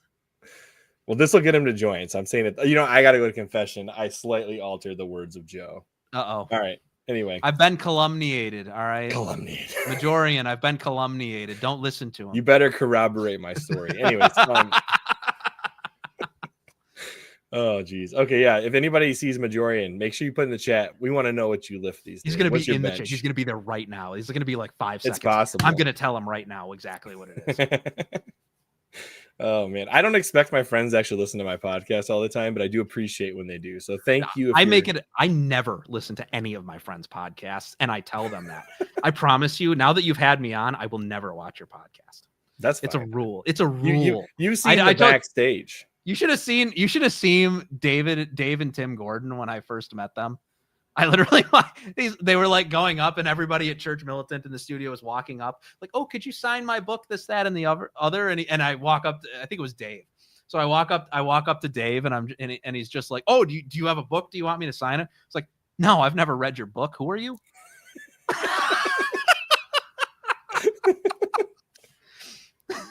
Oh, that's funny. I was like, here we go. Majorian's in here. I benched 3.5 plates. So hold on a second. What are these, like 25-pound plates? I know what a plate is. A plate is 45 pounds. 365 times 3. He benches 365 pounds 3 times. Yeah, that's what he's saying. You're going to send me a video of that. He's put his videos online, I think. I haven't seen. Well, no, just haven't sent it to me then. Yeah, Majorian, he wants to be impressed. Send it to him. I want to be impressed. That would be cool to see. I'd love to see him bench 365. He's gonna be your spotter, okay? And when you put up 365 and he starts getting jealous, he's gonna back away slowly. No, I'm just kidding. He's probably stronger than me. So a lot of people are like, "Well, why aren't you lifting? Why aren't you going to the gym? Why don't you do this?" Yeah, his deadlift. It was his deadlift he had on X. That's right. It's his deadlift. What was his deadlift? What's your deadlift? I'm curious actually now because mine is probably far lower than Majorian's, but I also don't lift or do physical training. I injured my back on a deadlift. I used to have a pretty high deadlift. I was a sophomore in high school and I blew out and I slipped a disc on the hex bar. Oof. I was deadlifting 405 pounds. Jeez. Yeah. So, but if he's benching 365, he's got to be over me on that even. He said he does 4 plates for reps. Oh, geez. Yeah, that's 4 plates is what I injured my back on. Dost thou even hoist? I'm not impressed by that, Majority. Blessed be ye who skippeth not the The day only of reason legs. I wasn't repping 4 plates is because my back said no. My muscles said yes. God my did back not said give no. him the back to handle that. It's God's fault. I wasn't built for it. So, anyways, I have a bad back injury, so I don't lift anymore. I can't. I Yeah, hurt myself every time I do. Does lifting the Summa count as exercise? It depends on how many times you lift it and how many volumes. That's a heavy set of books. I mean, it's not like 100 pounds heavy or anything, but it's heavy for books. All right, so I got to ask you then, Joe. Go ahead. I got to ask you, are you and Nick personal friends or just friends like in the internet space? You'd have to ask Nick. I mean, But you've met him, I assume. I've met him a few. Yeah, I've met him. I've hung out with him a few times. I mean, yeah, I would say that we're friends. It seems like he's like, for being a some people describe a basement recluse, which I don't think that's what he is. Seems like he gets out a lot. I don't know him well enough to know that, to be honest with you. Like, I wasn't close. He grew up only 30 minutes away from me, but he was about 3 years younger than me. So he's in his 20s still.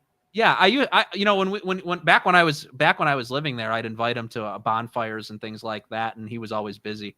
So I think he is kind of an inside cat, and I think he'd tell you that too. But I've been to bonfires with him, with his friends. I've been to bonfires with his friends. I've been out to eat with them a couple times. Yeah, I've hung out with Nick a few times, and he's a good dude. He's a lot more measured. He's a lot less, like he is on his show in person. I tell people that, and I think that's smart because you don't really know who you can trust out there, especially if you're somebody as infamous as Nick is. Yeah. And famous. He's getting famous now, which is good. It'd be pretty hard to maintain that level of energy in every single greeting you go to. Yeah, it could just be. I mean, he does a lot. He could just be tired too. I don't know, but he's a good dude. I've never had any bad interactions with Nick, as far as I'm aware of. He's solid. And I would go ahead. No, and one of the things we talked about, we got 5 guys in Chicago. It was him, Milo, me, and Jaden McNeil. They were still friends at the time. Mm-hmm. And we went out there and I just talked to him, about if he believes that all of this is a spiritual battle. And you really saw him really start hammering that point home over the past, month or two. Yeah. Ever since the Annunciation shooting. And that was something we specifically talked about. That's why I super chatted him that time. And, he was like this, like right away. Oh yeah, absolutely. That's all this is. Nothing else matters. It's the spiritual battle. That's what this entire thing is about. And I was like, this guy's going to do good things. This guy's going to do good things. If you understand that, like, that's when you can change the world. And, you recognize that you have the angels on your side. When I went to the AFPAC that got canceled in Detroit, seeing 500 people praying the rosary out there in front of the Turning Point event, that was AmFest that was going on across the street. Oh, right. Wasn't Pine Sap involved in that too? Yeah, Pine Sap led that rosary. Yeah, he led that rosary. It was electrifying. I was like, I see God everywhere here. He's all over this place. He loves this. This is what he wants to see for America. And, yeah, Nick's a little edgy. Yeah, Nick, uses crass language sometimes. You know what?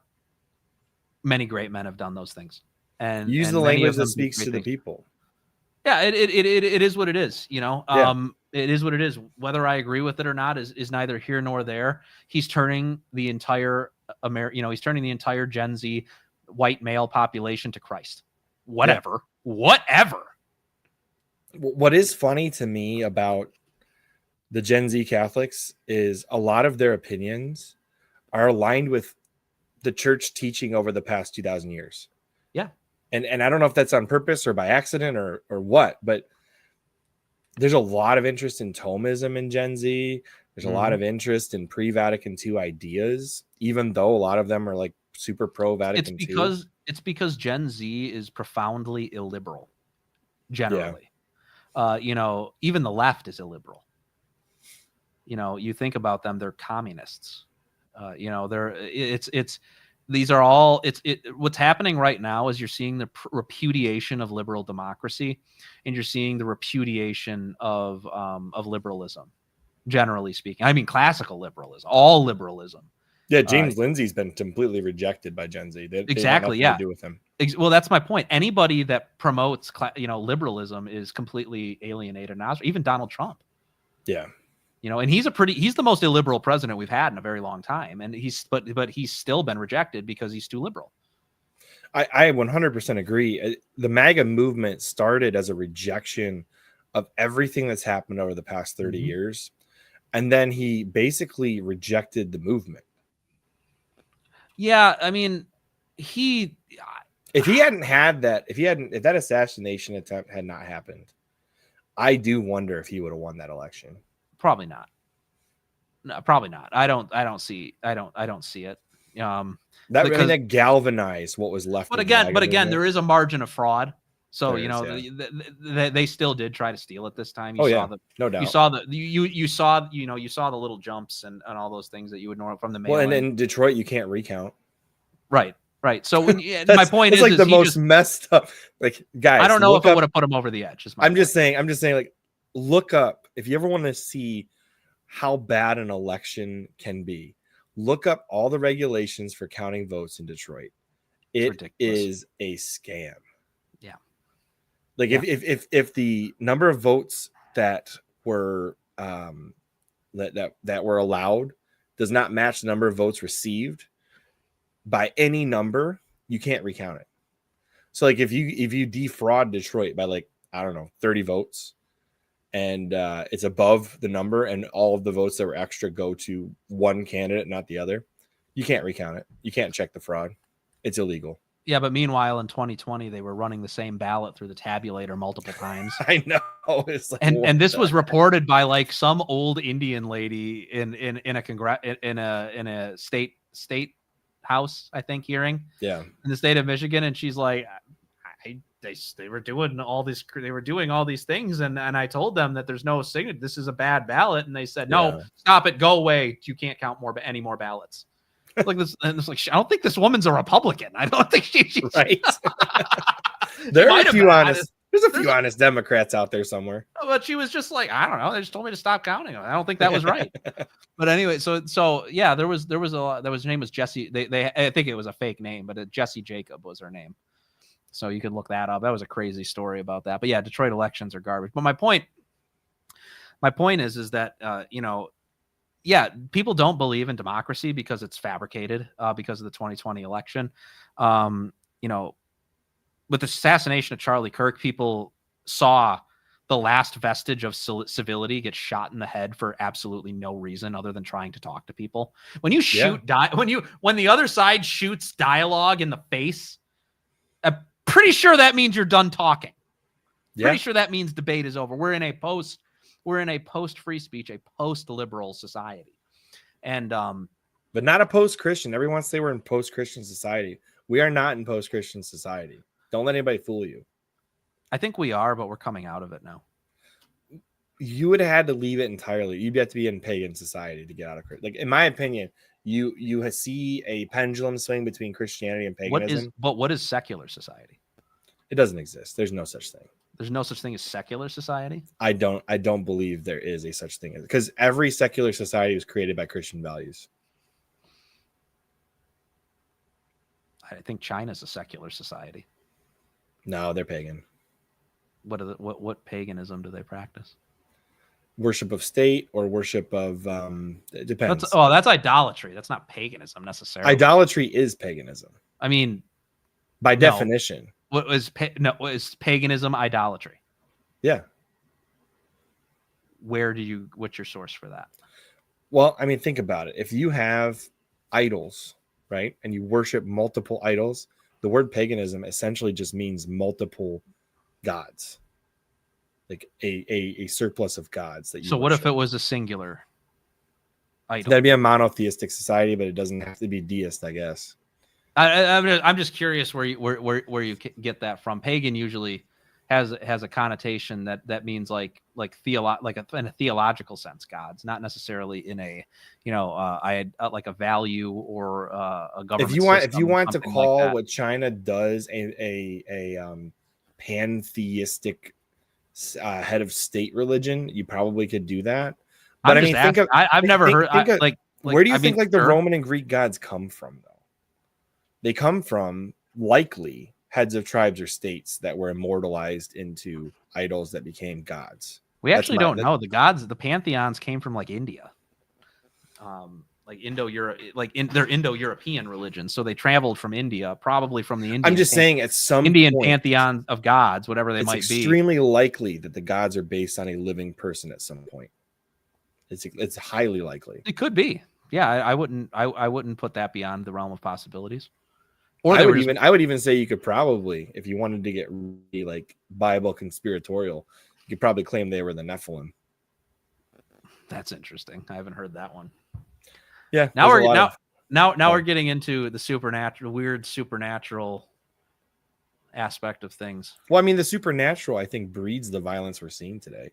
Because when you lack the supernatural belief in God, that you don't believe in the Christian God specifically, you end up with what we have going on with the woke ideology. I mean, people are doing body morphing type stuff where you can't even recognize some of these people as human anymore. Like, they just don't look it anymore. They're like dyeing their skin blue. They're putting like literal studs in their heads. I mean, like, does that, it's at some point the reflection starts looking a little demonic instead of human. Well, I mean, first off, I agree with what you're saying there. That goes to the spiritual end of things, but and again, I think everything is a kind of a spiritual battle that we go through in life. It's all part of it. It's all spiritual warfare.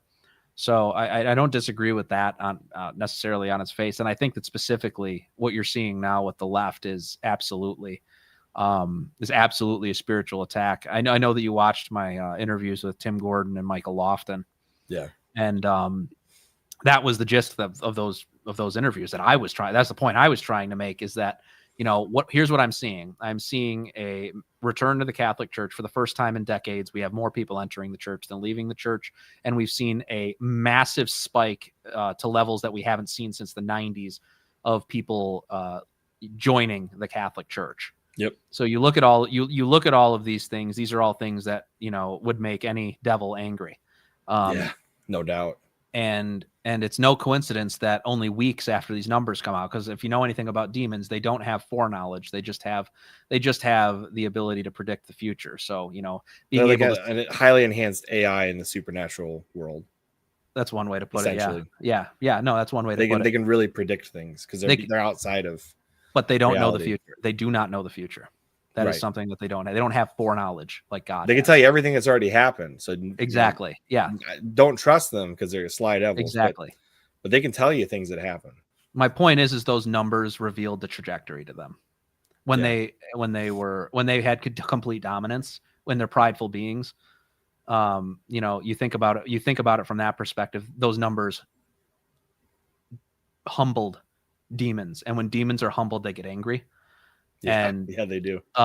And so, but then we see weeks later the Annunciation shooting, and again, they worked in lockstep with the media to try and say it was a school shooting. Yep, it was a church. It was a church shooting. They weren't during at school. Mass. Yeah, they weren't at school. They were at Mass, and not only that, in the diary, I've looked through several pages of that. Oh gosh, that diary is awful. Diary is diabolical. There's so many blasphemies against the faith in there.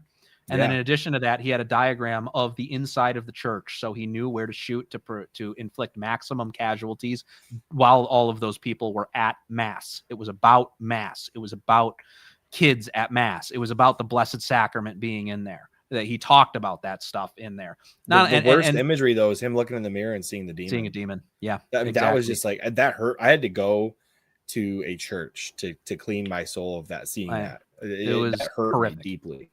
It was horrific, and if you and they deciphered the Cyrillic code that he wrote his diary in, and it does say in there, translated, that he believed that he was not in control of his own actions anymore. Yep. That he believed that he was inhabited by a little g god, yep. And on all these other things. This to me is textbook demonic possession. It's textbook demonic possession. I have no doubts that there was demonic influence there. No, not influence, possession. Like controlling. I'm just saying, like even if somebody were to claim that it wasn't, sure, how could you say there wasn't? Like there's Sure. demonic influence clearly in his writings. Yeah, I just don't want you to back down from the possession aspect and make it. I believe else. he was possessed. You do? If you asked me, what I'm not saying I thought was know, going on, but I mean, like, good grief, man! What if that isn't what the hell is? if you asked me what was going on with that young man, I would say possession. Yeah, but I am not an exorcist, so don't take my word for it. And you could see it too, because there'd be different parts where you'd see the human being in there. He was crying out for help in between writing demonic stuff. Yeah, crying out for help in between writing demonic stuff, saying he's sorry to his family. He knew he wasn't in control, but because in his mind that he had resigned himself to evil and allowed evil to enter him and take complete control over him, he was able to carry out that horrific act. And I don't know how you could any other way. I mean, I agree with you. It's so counter to your nature. You don't just go in and just kill young children. Who does that? Like, who can do that outside of a demonic influence? Well, and that's the other thing that leads me to believe it was possession. He was unable to go inside the church. He had to stay outside and shoot through the windows, which probably prevented a lot more casualties than it would have otherwise. Correct. Yeah, and all of those things just lead me to say, like, this is a demonic entity of some kind that was angry that the church was coming back. And then, shortly after, you see, as usual, the demons trying to enact political unrest between both sides. They try to disguise themselves. Exactly. Yeah, they'll disguise it in the politics, shooting Charlie Kirk, attacking the ice, shootings on the ice. The guy who went to shoot ICE agents, but instead just shot a bunch of illegal immigrants. I still can't get over that. Like talk about the biggest loser. You know what I mean? Like not only are you an evil, depraved piece of garbage with no regard for human life, but you didn't even accomplish your political goals when you did it. You did the opposite. You managed to commit a hate crime against illegal immigrants. Yeah, essentially they did. What's even sadder is they probably killed Catholics. Yeah, it's sick. Well, and there you go. That's the cover, right? They probably did. Like, really, if you're shooting illegal immigrants from Mexico, most likely 90% chance is a Catholic. Yeah. Oh, I mean, even Venezuela, I'm sorry. From the southern border, 90% of the people coming over are Catholic. Okay. The people coming into Florida from Cuba, 90% chance they're Catholic. Okay. Right. And so, the bullets went into the Catholics, which, they love that. So they always do. And Charlie Kirk, Arena, isn't it weird when you look at the Arena stabbing? There is a man with a dark expression on his face. I shouldn't. It sounded really racist. I didn't. No, I didn't mean it like that. And he's wearing a red hood like a demon. That was the point. You know what the strangest aspect? Like I'm not buying into all the conspiracy theories and stuff. We're not getting into that today. Sure. I don't want to get into that rigmarole. But it is strange that Utah has like a menorah shaped thing going on with their speaking area. That's just very odd. I mean, I don't think the Jews killed Charlie. That's not what I'm saying. I'm just saying the fact that it is shaped like a menorah is just odd. Yeah, that was kind of strange, isn't it? It's just one of those strange things. And again, coincidence. There are no coincidences with God, I suppose. I guess you could probably look at the architect because I've heard that let's say if you're a Catholic person, what would you subconsciously input into a design of a building? Cross. You might put a cruciform type of thing, right? Yeah. So if it was a Jewish architect, I mean, I wouldn't be surprised. He may just said this looks cool, and But the fact that all the stars aligned and that it happened that way, and that Charlie was a staunch supporter of Israel. Recent text messages from Candace say maybe he wasn't so much anymore. I hope that's true, by the way. None of this involves his assassination or anything, but it might just be God just putting something there for us to see, and that's it. It's nothing more than that. It's nothing less. And so but you look at all of these shootings; these are all like the unrest. Like we're being punished by hell right now for going back to the church. That's what's happening. I've never been more sure. I'm not a super mystical Catholic. You know, I'm not one of those guys that it's like, so I was praying to Saint Therese the other day and she told me. I'm not that guy. Listen, I've had some weird mystic stuff. I'm not going to talk about it, but no, and again, I believe I don't think private revelation. That those happen. That stuff doesn't happen to me. I'm more like Augustine, where if I get a mystical experience, it'll take 40 years of life before I get it. You know, that type of thing. So, but it's, you know, but I feel this. Yeah, I feel the darkness. I feel the anger, the rage that's going on in hell right now. I don't know how to explain it. Do you know what helped me figure out that there was no way Protestantism could be true when I was younger? Tell me. Because the devil loves to hand people things when they're doing his work. So all this prosperity gospel, people making tons of money off Protestantism. I just knew there was no way something that is a moneymaker could be the true religion. That's a good point. That I'm looking up the verse right now. I believe it's John 12:15. Where he says, like, if you bow to me, I'll give you everything, essentially. You read my tweets. I can tell you read my tweets. I know. You know how I found out about that verse? It's not even because I read the Bible. It's before I read the Bible cover to cover. There was a meme. Must have been an intern. They were putting Bible quotes throughout the year. And it was like, if you would just bow to me, all that you see will be given unto thine, or something. Right. And it was like, if you knew who said this in context, you would not put this in a inspirational a day calendar for Bible quotes. It's like, what the heck? So then I looked it up, and I was like, oh, the devil said that. Yeah, exactly. Well, it sounds like him. Yeah, you know, and a Catholic with a well-formed conscience, whether they read the Bible or anything, would just know that. Yeah, that doesn't sound like God. No, it doesn't. Right. So, but no, I'm talking about John 12:15. This is a great verse. He says, "He who loves his life loses it, and he who hates his life in this world will keep it for eternal life." And remember, it's John that wrote this, the one who lived the longest. He's talking about himself here. Yeah. He hated his life. He was exiled. He was boiled in oil and miraculously preserved from death. I imagine he probably still felt the pain. Oh, I bet. I don't doubt that at all. And this is the beloved apostle. You know what's the craziest thing about the destruction of the temple in history and in the Bible? In 70, you're talking about? Yes. Yeah. Okay. Yeah. Yeah. Not the first temple. That was still old covenant. Yeah. Josephus is documenting everything that happens at the temple. Have you read Josephus? Yes, I've not all of it, but I've read. So I read the entire War of the Jews because I'm doing some research on that. Oh, cool! And in the book, he says what he's watching looks like the result of a prophet. Looks like the result of a prophecy, and I'm like, bro, just do a little research. Will you get made baptized? The prophecy. Yeah. That was my thought process. Like, and I'm like yelling at him through like 2,000 years of Christianity. I'm like, bro, just submit to Christ. You just want to go up to him and be like, can you read Isaiah 53 for me? Just read Isaiah 53. Yeah. No, so that was infuriating to me because I'm like, he's so close. He's so close. He's getting it. He understands, but he's not accepting Jesus. Yeah, but that's kind of a nice sign, though, that he was ignorant, perhaps. Yeah. And that maybe he made it. Maybe Josephus is up there. It's possible. If you're invincibly ignorant, man, like, what are you going to do?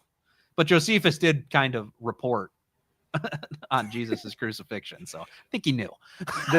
So that's the interesting bit, right? He talks about Jesus could be the Messiah and that he says many people believe he is. So he was aware of Jesus. Yeah. And then, there's the other leading philosopher that I've read from that time period is what's his name? Philo. You ever heard of him? Yes, I have. His commentary on Genesis is amazing. I haven't read his commentary. It's probably one of my favorite works from that time period, besides the Bible, obviously. But he actually goes through and talks about why it has to be she shall crush thy head for the serpent. That's interesting. Doesn't the Bible itself say his? I know Nope. I know why we say it. It was she until Protestantism. It was always she until Protestantism. I thought that it was because I don't remember who the translator was. I think it was maybe Saint Jerome. Jerome. Was it Jerome that Yeah, mistranslated she though? That's nope. why. Nope. So That's it not wasn't true. That's the common understanding. That's what I've always been told. In Hebrew, if you're writing in Hebrew, when you're talking about the logic or the brain or making decisions, then you would refer to that organ as a he, because logic is male. You're talking about masculine and feminine in language. Yes. Yeah, right. Yeah, I understand. Whereas emotions and feelings and that sort of language would be described as feminine. She. Yeah. And the verb they use, or the pronoun they use to describe in the original Hebrew that Jerome would have been looking at, and what Philo is looking at, actually describes it in Hebrew as a androgynous pronoun. And so you would only do that if it wasn't a male you're talking about. Really? Yes. And he actually says it's a barbarism to say he would crush thy head, and that it's clearly referring to the woman. That's what Philo says. Yes. Huh. I will I'm happy to, again, I always thought that you know why it's so important that it's she? When you combine it with the rest of scripture, when you say she shall crush thy head, we're talking about the bride of Christ. We're talking about the church. And the gates of hell shall not prevail. That means the church shall prevail against the gates of hell. Right. And if you say he, that's how you get all the weird Protestantism. Because if Jesus is coming back to save us from the gates of hell, why do we even try and fight it? That's the whole one saved, always saved. I thought the reason that we said she was because it's because of Mary. It's because of Mary. Because of Mary. But Mary is also the original church. Well, all of the church was contained in her. So, exactly. Yeah. That's what I'm saying. So the bride of Christ, Mary, it means all of it. That's interesting. Yeah. That's a good point. So I didn't know that. I didn't know that about the Hebrew though. That's interesting. Yeah. So that's from Philo. Yep. I can take a picture of it later today if you want to see it. Jerome was right. He's right. All along. The first time that you see is the Masoretics. When you take it from the Masoretics to like the KJV and all that. Yeah, I talked about I talked a little bit about that with the Ezer Kenegdo in Genesis that they always talk about. That appears in the Masoretic text, but it's different in the Septuagint. Yeah, and we follow the Septuagint, which is literally 800 years older. Yep. Much closer to Moses, much closer to Genesis. And actually, the reason why you translate it to she in Latin tongue is because in Latin, there is no feminizing or masculine pronouns describing logic versus feelings. So when you take it from the Hebrew to Latin or from the Hebrew to the Greek, you should use the pronoun that describes the woman. See, this is why I should have studied language. I love learning these sorts of things with people. I've always they did not sufficiently finish their canon and close the books on it until 800 years later.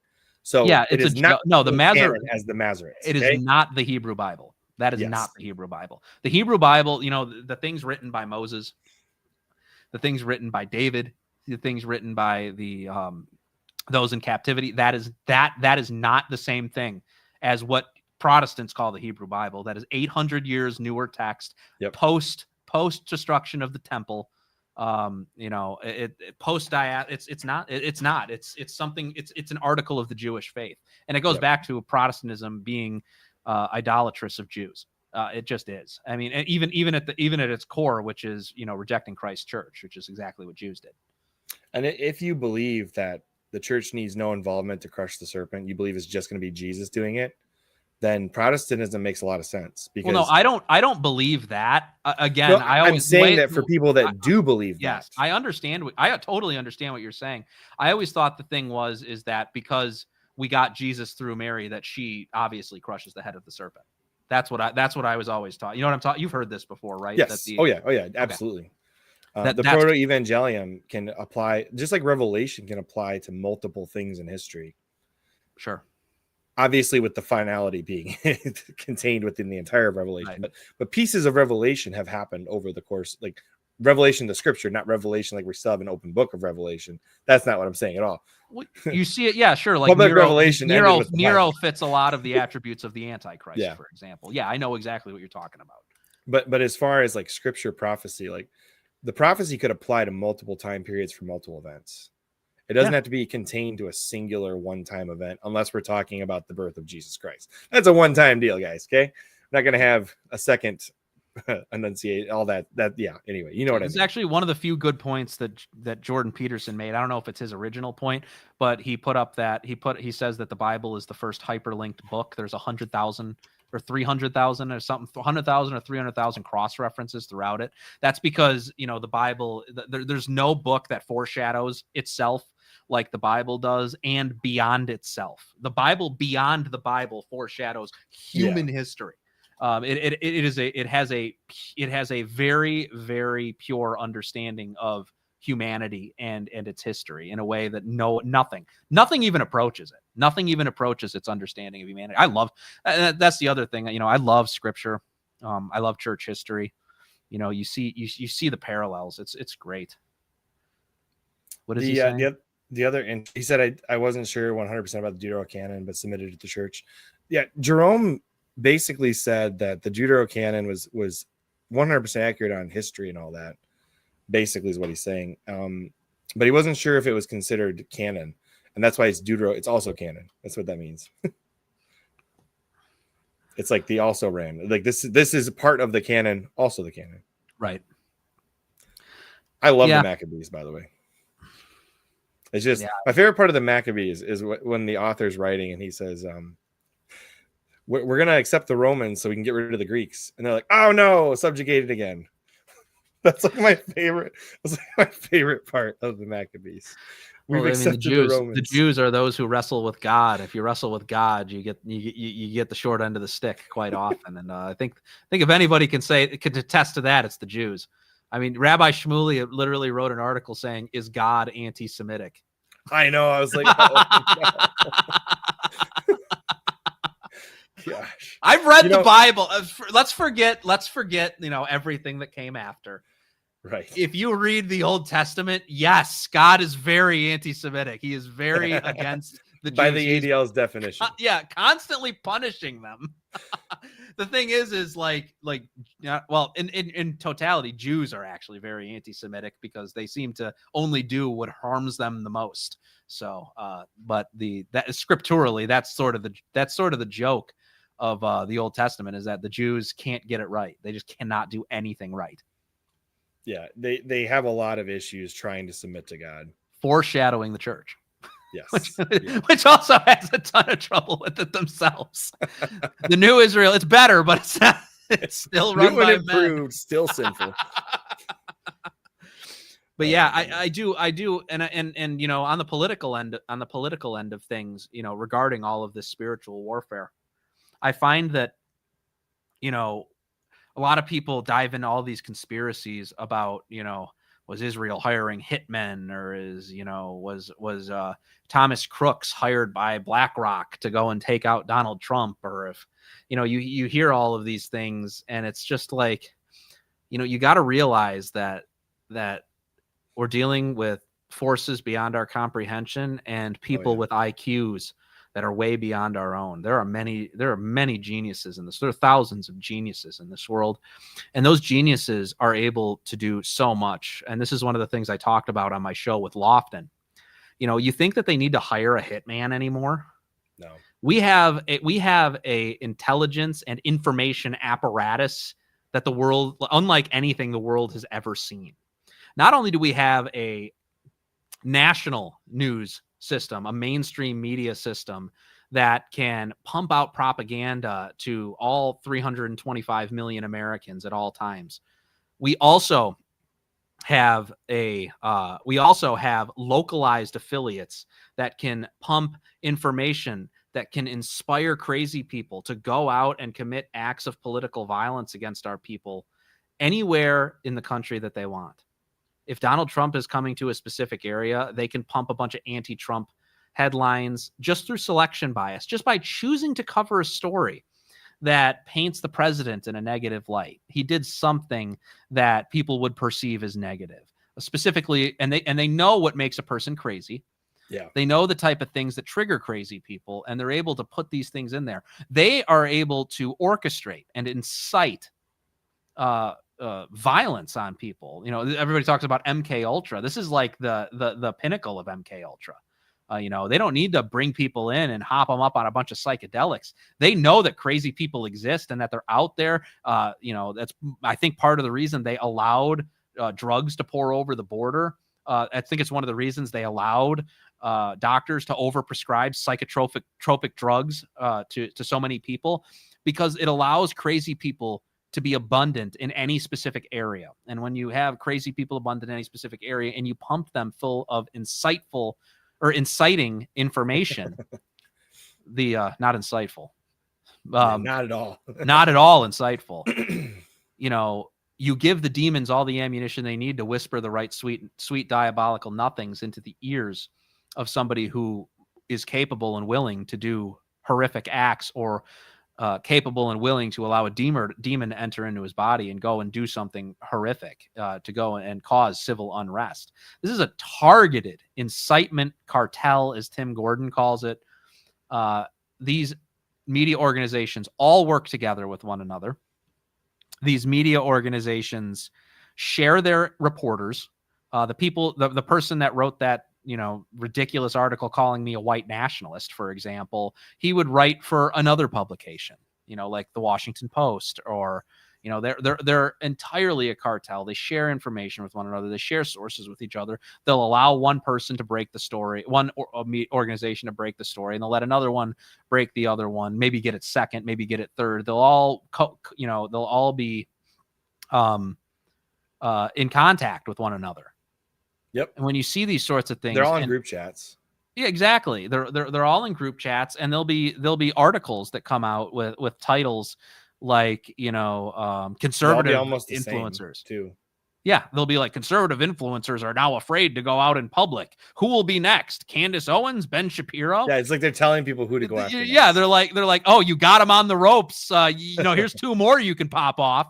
Yeah. And you know, that is exactly what I'm talking about. You know, when you can do things like that on a localized level, you can follow people and you can create the perfect conditions for some crazy person to go out and attempt an assassination on a political enemy. You have full plausible deniability. There's no way you could ever prove in court that you did that. There's no way. So, you know, there's no way. Yeah. And so they get away with this stuff scot-free. You think it's a coincidence that all of these assassinations just so happen to happen to these people at the perfect time all the time? No. Right. Hey, you know, speaking of just the most stupid article you've ever seen trying to cancel somebody, I'll say this and then we'll decide if we're going to continue on a lot longer, if we're going to take a break, or what you want to do at this point. But back in the day, I used to be, and I'm still loosely friends with the guy, the quartering. You know the quartering? Yeah, I know the quartering. Anyway, so I used to be in his like live chats a lot when he used to do, you know, they have like between 1 and 5,000 people on his live chats. And there was one time PewDiePie jumped in there and was like, "My gamer," or something like that. Like it was the first time PewDiePie had actually put something in the chat, right? And I was in there. I think I was his mod at the time, but I screenshotted the chat, didn't even think about it, posted it to Twitter, and went to bed. The next morning, my social media had blown up. Not because PewDiePie was in the quarterings chat, but because of what I did not see was in the same chat right above PewDiePie's chat, which was a guy just saying the N-word over and over and over and over. And I had like 6 messages from Jeremy and messages from some random guys like, delete that before it goes viral. Delete it now. Please delete that. Or screen, like, cut off the racist guy. So it's not part of it. It's like, oh no. Anyway, there actually were mainstream articles citing the tweet, my tweet. And they were like, cancel PewDiePie. He's in a racist man's chat. And I was like, are you kidding me? Really? This is where we're going with this? Like, I was, I've never gotten to talk about this like on an actual stream, but I'm talking about it now. And like, that is the craziness that people will stoop to. He happens to be in a chat where somebody said something racist. And so now, of course, PewDiePie is a racist, according to Have you heard media. the story of Dries van Langenhoven? I don't think so. So Dries van Langenhove is a Dutch. He was a politician. He's an activist. He's a nationalist. He believes in European identity. You know that European countries should remain European. Duh. If they don't, they're gone forever. There's nothing there. And yeah, so he was tried and convicted for being in a group chat where people said racist things and posted racist memes. Really? Yes. Look up Dries van Langenhove. I'm gonna have to look him up. Yeah, Flawless application of the transitive property. He's a friend. He's a friend of mine, and is he? And it was totally. I was like, what? So what did he get sentenced for? I don't remember, but I think he has to go to prison. That's nuts. Yeah, he has to go to prison. Now, granted, granted, it's a Dutch prison. They're probably going to be serving him tea, and you know what I mean, every single day. Have you seen Dutch prisons, dude? They got like a nook. They have a nook. They have a nook with like a computer at it, and you have a nice bed. It's like a little cubicle with a nice bed in it. Really, so. the hard part about that is the isolation. No, it's no. I'm not saying I'm being tongue in cheek. I feel really bad for Dries. It's a posh jail cell, basically what it is. It's a posh jail cell, yes, but it's still a jail cell. And Dries did nothing wrong. You're seeing an innocent man going to jail for, you know, being in proximity to people with edgy memes. It's like, really? It's like, don't look at my group chats. You're like looking at your group chat. Which one of these guys is a federal agent trying to convince me to kidnap Whitner? Yeah, right. Exactly. Just by the way, that was a joke because that actually happened. There was a group chat where there were federal agents that tried to convince people to kidnap the governor of Michigan. That actually by the way, happened. sorry for putting all those N-words in your chat back then. I didn't know that you were. That wasn't my chat. Maybe I should have told you it was me, but no. Oh no. No. That's horrible. I'm joking. I would never say that ever. The only time people use that kind of language, at least unless you're actually like, you know, you actually mean it. Most of them are joking, guys. Okay, let's just be real. Most people that say those words are joking around. Well, it's obvious. The only reason people are saying it is because they're told they can't. That's it. If you want to ensure people say something, say that they can't say it. If somebody says, guys, there is a significant, you know, it'll have significant ramifications on your reputation, on your career. If you were to go out and say that Jesus Christ is Lord, I would do it. The gospel would be blowing up right now. and you can kind of see that this is true, because when Christ is King became a thing with Jews condemning people, that was nuts. King, that the gospel blew up. The gospel blew up. All you have to do is tell people that they can't say something, and they're going to say it. You're 100% correct on that. It's the best part. I think Vivek even said it. Like, and he's not Christian. Oh, did he really? I think he did. I really don't like him, but I don't like him either. But thank God I don't live in Ohio, so I don't got to deal with him. It's kind of nice to be in Michigan, isn't it? Except for we got the Dorito chip priestess. That was insane. It was like she was trying to tank Biden and Kamala Harris's chances of getting reelected. Let's do this weird Dorito chip communion. Meet with Trump at some point already in his early? It was either during his presidency or during the campaign. She did like it was related to like they did event or something. She held a folder up in front of her face so nobody would know she was there. It's like, no, we know you're there. I'm not here. I didn't know it was a photo app. Like, bro, anytime you're in the room with another politician, it's a photo app. You know this. Come on. So good. It's so good. I sincerely believe that woman is either witch or witch adjacent. Okay, that's my opinion. I think a lot of women are, to be honest with you. A lot more like that's like a thing. Like I was talking. There's a lot of witch groups. Yeah, seriously. I talked to because I'm not like a woman analyzer, really. I don't really like look into women too much. You're not into women's studies, is what you're saying. Exactly. I am not a student of women, and by any means. You're not a single man, is what you're saying. Right. Well, definitely not now. But even before that, I kind of was like, I don't got time for your woman crap. I got like stuff, you know what I mean? Like I got man stuff to deal with. Leave me alone.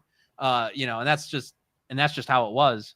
But we had the my wife, I met my wife, and I started learning a little bit more about like what it was like for, you know, a Catholic woman growing up in the secular culture. And she's telling me, she's like, a lot of these women were into witchcraft, Ouija boards and stuff while they were kids. And they had no idea. I know. And I'm like, what? If I went near a Ouija board, my dad would break it over my head. You know, like that's just how, like, what are you, what? A Ouija board? That's like demonic. Why would you ever go near that? And I was like, imagine a bunch of frat guys sitting around in like a drum circle and just like playing a Ouija, but just doesn't even make sense. Dude, it said why? It's just so ridiculous. It's a woman thing. Listen. St. Paul totally vindicated. Women can't teach. Okay, all over women. Sorry, Timothy 2:12 done for. And you know, what is it? Truthfully, you know, that is about, you know, like preaching in the mass and things like that. Like I know. I was tongue in cheek. Okay, it is tongue in cheek. It is tongue in cheek, but it's an important, because what he's talking about is about the nature of woman. It doesn't matter. The nature of woman, even if they can, the nature of woman is to be silent, demure, humble, and in the presence of God. Yeah, exactly. Exactly. You know, and even in the presence of those standing in the place of God, their husband. Exactly. Same idea. It's all linear. So it's like, yes, it is about specific things. Not saying women shouldn't evangelize people, and women, you know, obviously should evangelize somebody that they know, especially other women. Yeah, exactly. You should. Women know how to talk to women better than men do usually. Nah, maybe not. I don't know why you said that. That was probably a poor choice of words. Ooh, no, women fight a lot. That's probably not true. But they can relate to talking each other. to other women is an atom bomb. Eventually, one will say something that the other doesn't like, and it's Hiroshima, dude. It's over. There was a joke I saw online, and it's pretty accurate. But I mean, my wife's better than most. She keeps most of her friendships. Yeah. But it was like you can put a timer on any woman's friendship, and eventually it will implode. So it'll be like about shoelaces or something. You know what I mean? It's like meanwhile, like you know, when men get into a fist fight, which is obviously a lot bigger than a woman breakup. When men get into a fist fight, it turns out that friends.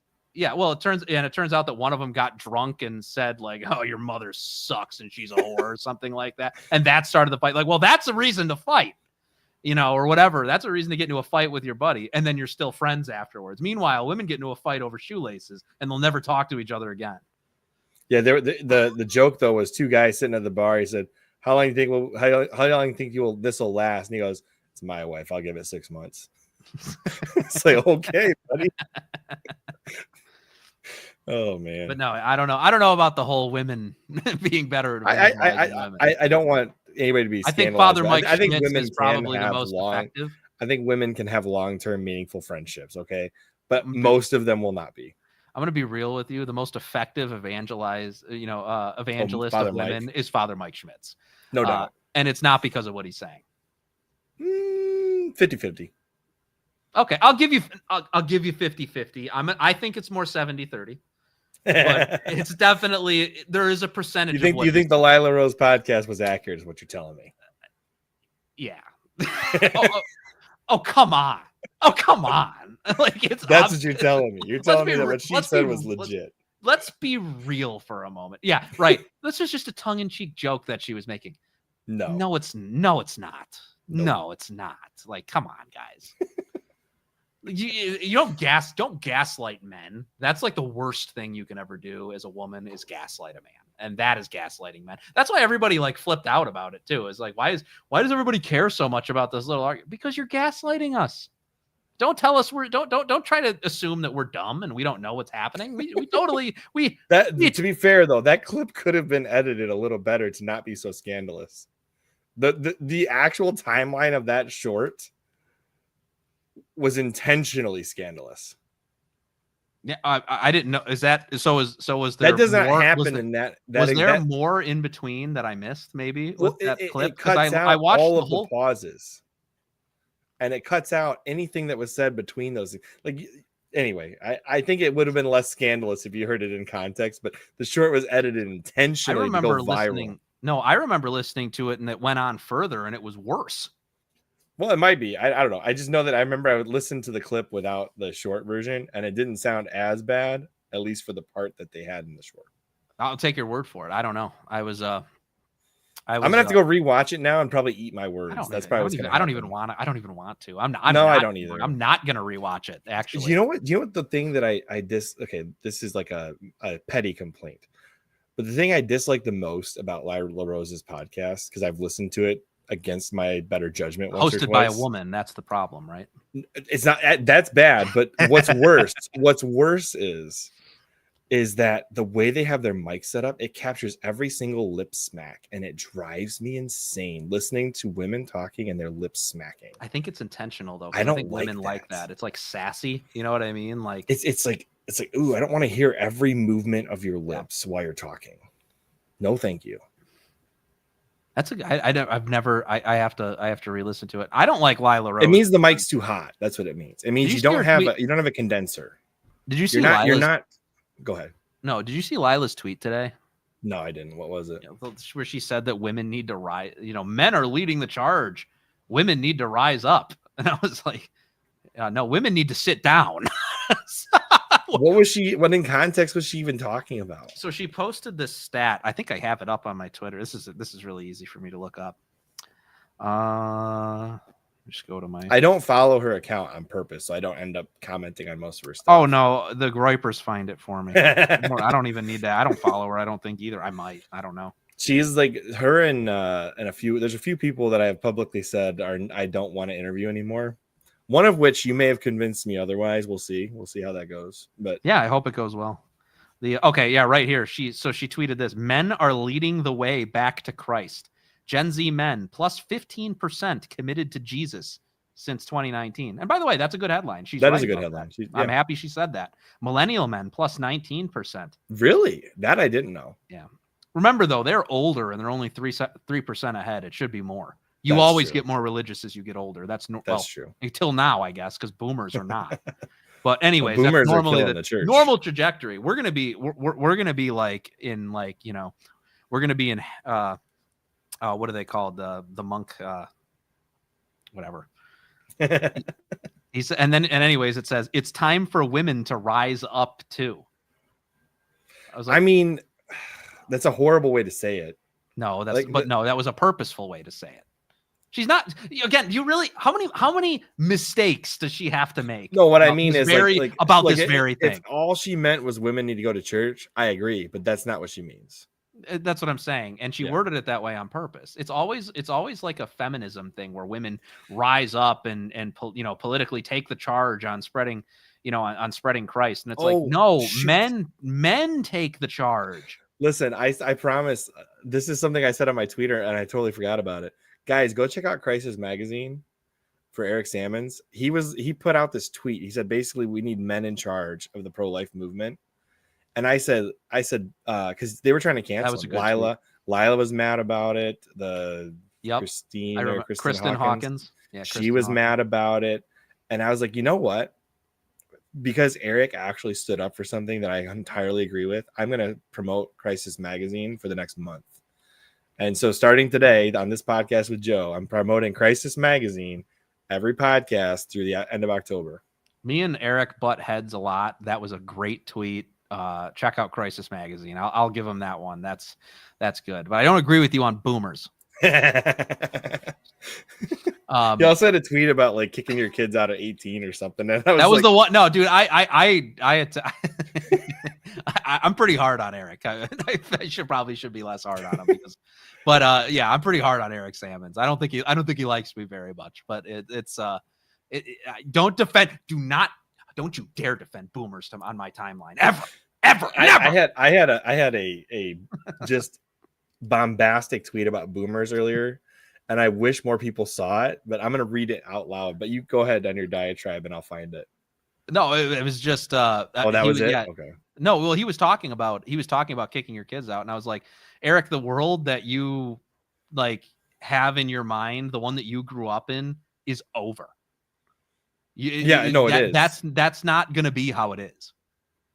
Right. Your kids are going to live with you probably your whole life, and they're probably going to own your property and take care of you until you die on that property.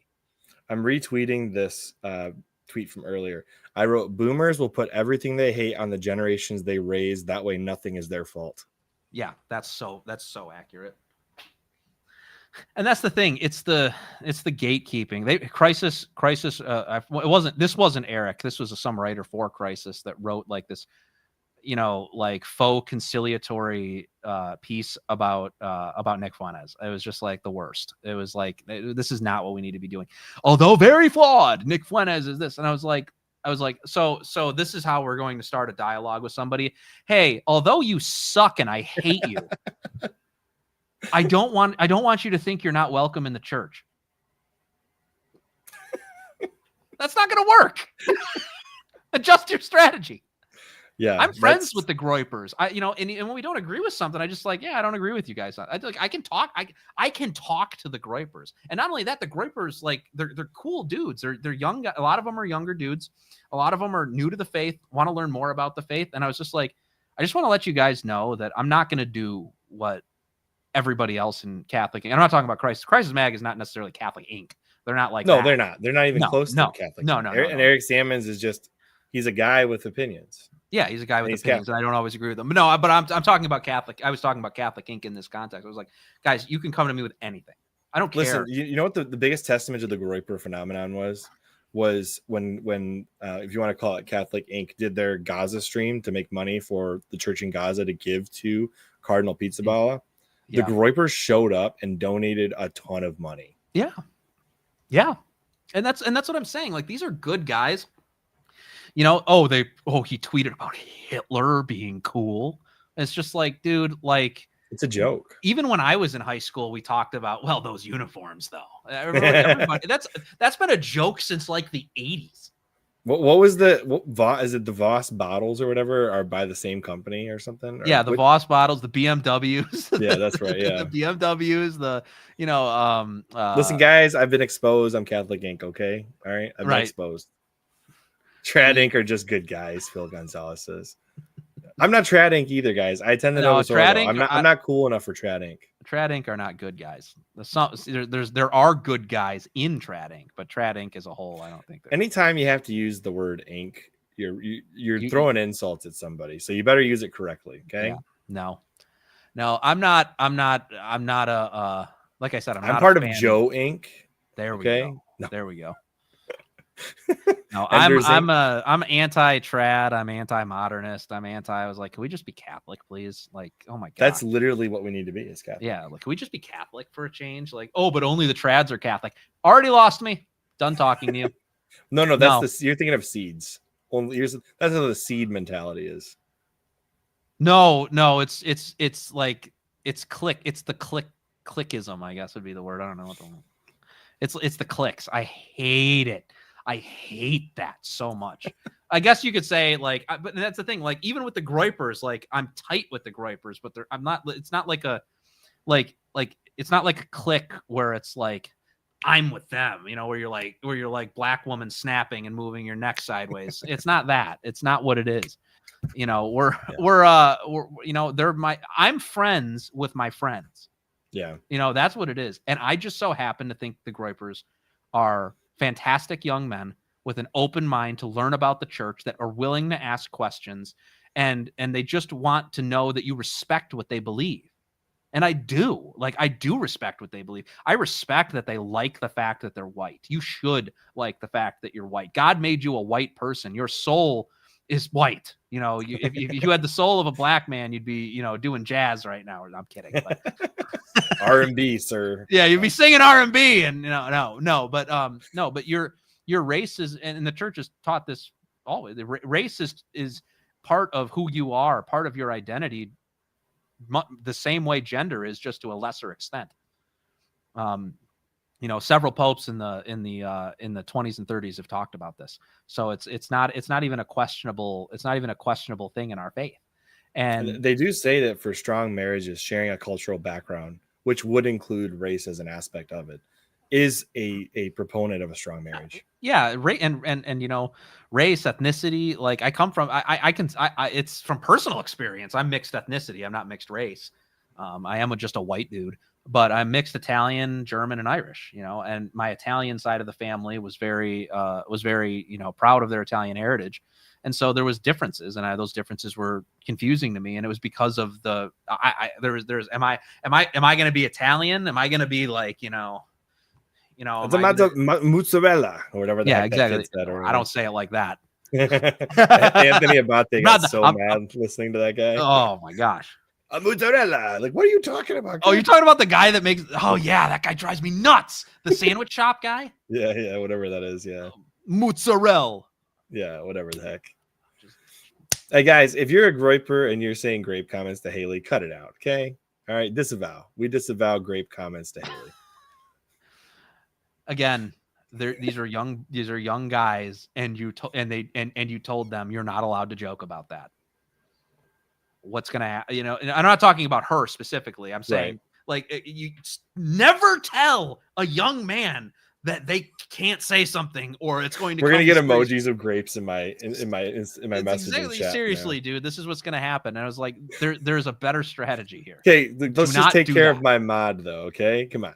Oh, in years? Oh, come on.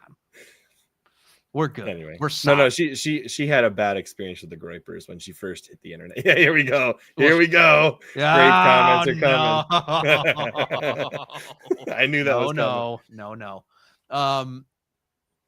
No, she's a woman. Of course, she had a bad experience with the groipers. None of them. The groipers are almost exclusively men. I think there's a couple female groipers that just pretend to be men, though.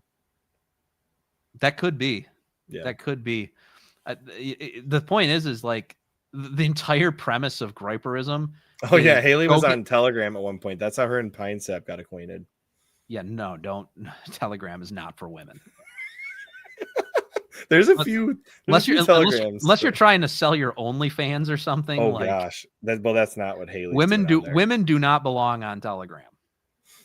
Also, if you're an OnlyFans model, leave the groipers alone. They already struggle with enough other problems. Okay, never, ever. No groiper OnlyFans. Okay, if you're an OnlyFans model, stop being one. Yes, shut it down. Shut it down right now. We're done. All right, none of this crap. No, yeah, I've always been very defensive of them because they are an authentically Catholic masculine movement. They care about what Christ teaches. They care about what the church says on things. And Nick and other groipers will adjust their opinions as they learn the Catholic teaching on it. It's literally subordinate to Catholicism. A lot of people say it's a cult of Nick. It's just do whatever Nick says or anything because people put RKD in their profiles or whatever, which is, you know what, kill and die for Nick Fuentes. And it's that's stupid. Yeah, it's the tongue. It's stupid. It's like I want loyal friends. That's all that. It's like a hyperbole, and people freak out about that. And they think that they were. Haley brings up a good point. I'm tired of the OnlyFans to Christian influencer pipeline. Okay, first off, shut down OnlyFans. But also, if you're an OnlyFans model now, no YouTube channel for you. Okay, and I ain't interviewing you either. You're basically a sodomite. The only one that I would interview, and I probably won't do this anyways, but Bree Solstad, because she seems legit. She's nice. Yeah, I've seen a couple of her things. But she's not trying to monetize her conversion. Yeah, that's good. No, yeah, if you did that kind of stuff, you're you're basically a sodomite, and that means that you are a narcissist. And that means that you need to go into a life of prayerful contemplation. The original definition of sodomy per the church, from what I understand, was any version of sexual pleasure that did not involve the possibility of reproducing children. Yeah, that would be correct. So basically what they're saying is it's gay to be on contraception. Get that through your head. I mean, I'm with it. No, I mean the higher calling, the highest calling of a man is to overcome his nature, obviously, and to join the priesthood. I like how that took you like a dazed and confused 30 seconds to be like, I'm with it. We're good. I was already thinking about something else. That's why. That's happens to me a lot. But I was looking, yeah, I was thinking about that. Like if you like you're like if you can, answer the supernatural call to rise above sexuality, period, and become a priest and be a spiritual, shepherd to your own parish family, then that's great. You go ahead and do that. If you're maybe religious, where your role in life is to rise above your natural urges and pray for everybody for your entire life in seclusion, then that's great too. That's better. But that's what isn't that what Saint Mary of Egypt did? Was after she stopped being a woman of the streets, she became a nun or something. I'm misremembering. Not familiar with the story. I couldn't answer that one. Haley, correct me if I'm wrong, but I'm pretty sure she had a less than Christian. Yeah, I don't think Saint Mary of Egypt would have been an internet influencer. I'm pretty sure she became a recluse afterwards. Okay, a recluse. Yeah, okay. So she was basically praying at all hours of the day on her own. Right. That's a fulfilled and worthy life, by the way. It's a great life. That's the best. I wish there were more people that did it. I think that's part of the problem with she went into the desert. That's right. Yep. I do. I read most of Butler's Lives of the Saints this past year. Well, I say most. I read like 30 to 40% of Butler's Lives of the Saints this past year. It's like 3,500 pages of saints. That's amazing. That's amazing. And then they ended that. The last time they printed that in English from a Catholic publisher was in the 1950s. Wow. So there's probably a lot more that need to be added, is what I'm trying to say. Like St. Carlo Acutis. Yeah. His relic was traveling around the Detroit area for a while, which was kind of nice. Somebody asked if his Xbox and whatnot would be relics, and I was like, I guess probably. If he touched it, yeah. Just like so here's a weird question. We'll end on this because this is a weird one. But somebody asked if, technically speaking, the Quran that JP2 kissed would be a relic. Ouch. I know, right? That's a strange question. If we erased the text, yes. Yeah, I think no. It is a relic. I mean, it is literally. Yeah. It's literally a relic. So I'd be curious if the text faded, because I'd be curious if the text changed. What if it's weird. What if it's the New Testament now? Talk about a miracle. That would be solid. They probably burned that relic. Somebody needs to. I was going to say, if the Pope kissed it, they would get rid of it. The Muslims probably threw it in the fire afterwards, or something. That's probably what happened. Yeah. So yeah, no, that's a crazy question. Yeah, somebody asked. I was like, you know what? I actually don't know. That's a super good question, because I would say it is. I mean, that's he touched it. You could probably rip the cover off of it though, and just have the cover, because that's what he kissed. That could be true. So that's interesting. Maybe just the cover is a relic. So just use the cover and put a Bible in it. Yeah. And honestly, it could be a relic in the sense that it's a statement of ecumenism in a time of great division. Annotate it with corrections. There you go. have Scott Hahn look through it. It's like make some marks.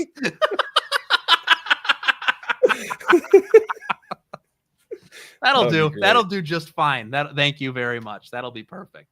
Yeah. But yeah, that's yeah. I mean, I'm a big fan of relics. I'm a big fan of not enough people do third class relics. I feel like more people should do third class relics and wear them. Don't you want to have the say multiple of our rosaries touched Padre Pio's relics? I want to say that's awesome. I have a one of my pictures of Padre Pio is also a third class.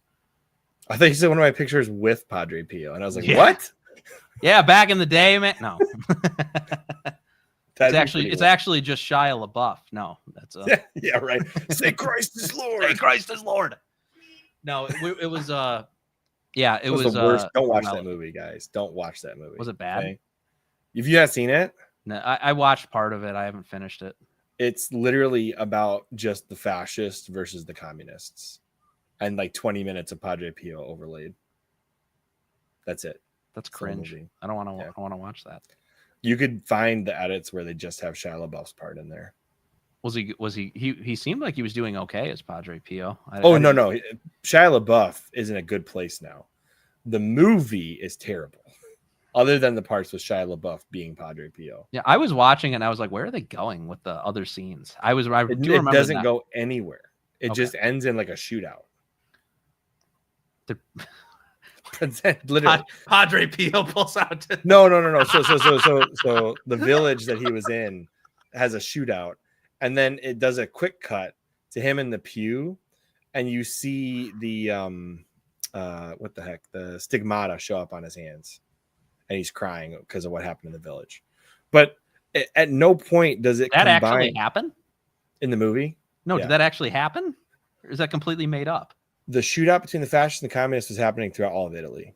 It We're was, talking... but I'm saying did it happen in his neighborhood and that's why he got the stigmata? No. Oh, I was gonna say that sounds like it's totally made up. I've never heard that before. No, the stigmata would not be because of that, but it showed his stigmata happening on screen after that while he was weeping. Okay, it's not, and it never insinuates that's the first time that ever happened either. Oh, it's just related. It's related it's in that he's drama. weeping for the suffering of the people. Yeah, and Haley brings up a good point. There was the Shia LaBeouf naked scene too for no reason. And there was naked women too, which even weirder. Like what? Yeah, it's a long story. Whatever. There's like a scene. There's like a scene where the statue of, I'm assuming it's Mary, kind of comes to life, and she's like naked, which is just bizarre. I remember seeing that at the beginning, but she had clothes on. Yeah, I think either he's naked or she's naked or both. Well, it could have been both, honestly. I only watched it once. The worst $15 I spent. Yeah, it's like a demonic temptation situation. That's true. Padre Pio is constantly hit with demonic temptations throughout his time. I suppose. I don't want to see that, though. Yeah, I don't want to see it either. I like the confession scene, though, where he calls out the woman who's clearly not repentant and then basically calls her out as a demon, say Christ is Lord in the confessional. Yeah, it sounds like maybe there's a few good scenes, but that sounds terrible. Just watch the 20 minutes of edited material. Just the clean parts. So that's what happened. They couldn't afford him. I don't know. Again, allegedly, there's a ton of scenes of him that never made it to the final cut. Why would you make a movie called Padre Pio that's only got 20 minutes of Padre Pio? This is like the first Hulk movie where there was no Hulk until like the end of the movie. You know what I mean? Like it's pretty just much dumb. Well, he's just layered throughout the movie. So like if you just blink, you'd miss the Padre Pio scenes. Oh, that's terrible. That's such a disappointment because I thought I was thinking Shia LaBeouf is like the perfect person to play him. He is. That is the crux of the argument. He is a perfect person to play Padre Pio, looks and acting ability. Yeah, exactly. But they totally miffed it. They miffed the whole movie. Oh, that is such a shame, man. That upsets me. I wanted to watch it. What you could watch all the way through. So even if I did, though, would I enjoy it? Are the scenes all good? The scenes with Shia LaBeouf? Yeah, with Shia LaBeouf as Padre. If you just watch the highlights, you've pretty much got most of it.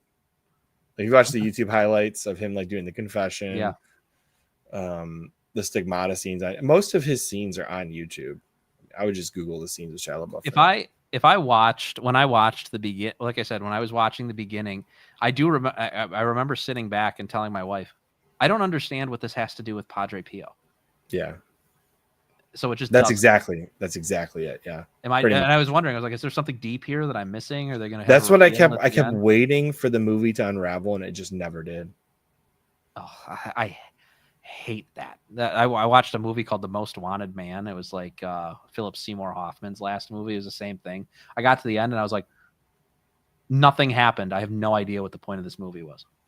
There's a subbed and maybe dubbed movie. I think it's called like Padre Pio Miracle Man or something. It's an Italian movie about Padre Pio. It's way better. Okay. You know what? Some of the here's something people don't talk about enough. There are really good Catholic movies out there. Yeah. Did you see Therese? No, I haven't. Therese is a great movie. Have you seen For Greater Glory? What's it about? It's about the Cristeros. No, I have not. That is a solid movie, although the ending is somewhat rushed, so you don't have to see all the Cristeros getting executed by the Mexican state. Therese was a great. I highly recommend that. Pope John Paul II movie with. Talking about Carol, the 2-part biopic on him. No, okay. He was played by what's his name? The guy that looks like what's his name? Like he's a conservative Trump supporter. Oh, you know who I'm talking about? I think so. Oh, what the heck is his name? Why can't I think of it? John. Hold on. That's gonna kill me. That's gonna drive me nuts. Well, in the meantime, Cabrini, definitely go watch that and see if you can find Bug Hall in that movie because he's in there somewhere. Is he really? Yeah, he got to play like a minor character. John Voight. John Voight. Okay. John Voight. Yeah, he played Pope John Paul II. That was a good Catholic movie, and like an entertaining one. Like I watched it, I was like, "This is good. I like this story. It's cool." There's a really long. I think it's like a good 4. And I didn't like Cabrini that much, by the way. I liked some aspects of it. I did a review of it. You should actually. It's on Redtop. It gets a bit. It doesn't do her faith well. Yeah, that's what I was thinking. That's exactly what my critique was. They made her kind of like this like firecracker that would like unload on her bishop, and I was like, dude, she never said a bad thing about her bishop ever. Right. Most saints actually suffer living almost like a living penance because they're receiving gifts from God that have to be tested. Right. And usually they're tested with obedience. Yeah, she was like this firecracker that was always I hated that. I was like, the reason they did it was because she's an Italian woman and they just want to say, well, Italian women are loud and obnoxious, so let's make her that. And but what the good aspect of the movie was there finally being a film that depicts how horrible Italians were treated when they came to America. Yeah, Haley said it best. It's Mormons making Catholic movies. Anyway. That's it. You nailed it. The Song of Bernadette, also a great movie. Boys Town. Boys Town is awesome. I love Boys Town. Yeah, Boys Town is a good one. That's like from like the 1930s, right? Maybe the 40s. Yeah, Boys Town is about the Nebraska father, right? Oh man. I loved Boys Town as a kid. Not O'Connor, but it's an Irish priest. I know. Yeah. Anyways, that is an awesome movie. That is a great movie. Bells of St. Mary is a great movie with Bing Crosby. Bing Crosby, you can't go wrong with. Can't go wrong with Bing Crosby. And there's that Jesus of Nazareth did that like 6 hours about Jesus, which was actually really well done. Jesus, it's only like $5.99 on Amazon to buy it. Maybe I should watch that then. It was done by a guy who was Catholic or is Catholic. Okay. The guy who played Jesus. I think I'm the only guy that doesn't like Jonathan Rumi as Jesus. I don't like The Chosen at all. Okay. Do you like Jonathan Rumi as Jesus though? I like him as a person. We'll go that far. That's as good as I don't like him. I don't even like him as a person. Yeah. I've heard some speeches by him that I thought were impressive, but I am not a fan of him as Jesus. Yeah, I thought Jim Caviezel nailed Jesus. Really nailed Jesus. Yeah. Okay. Yes. No, we're on the same page here. I was like, you can't outdo Jim Caviezel. You will never. No, there will never be a better Jesus than Jim Caviezel besides Jesus. But before Jim Caviezel, actually, the guy that played Jesus in the Jesus of Nazareth, almost said Nazareth. Which is what? No, that's right.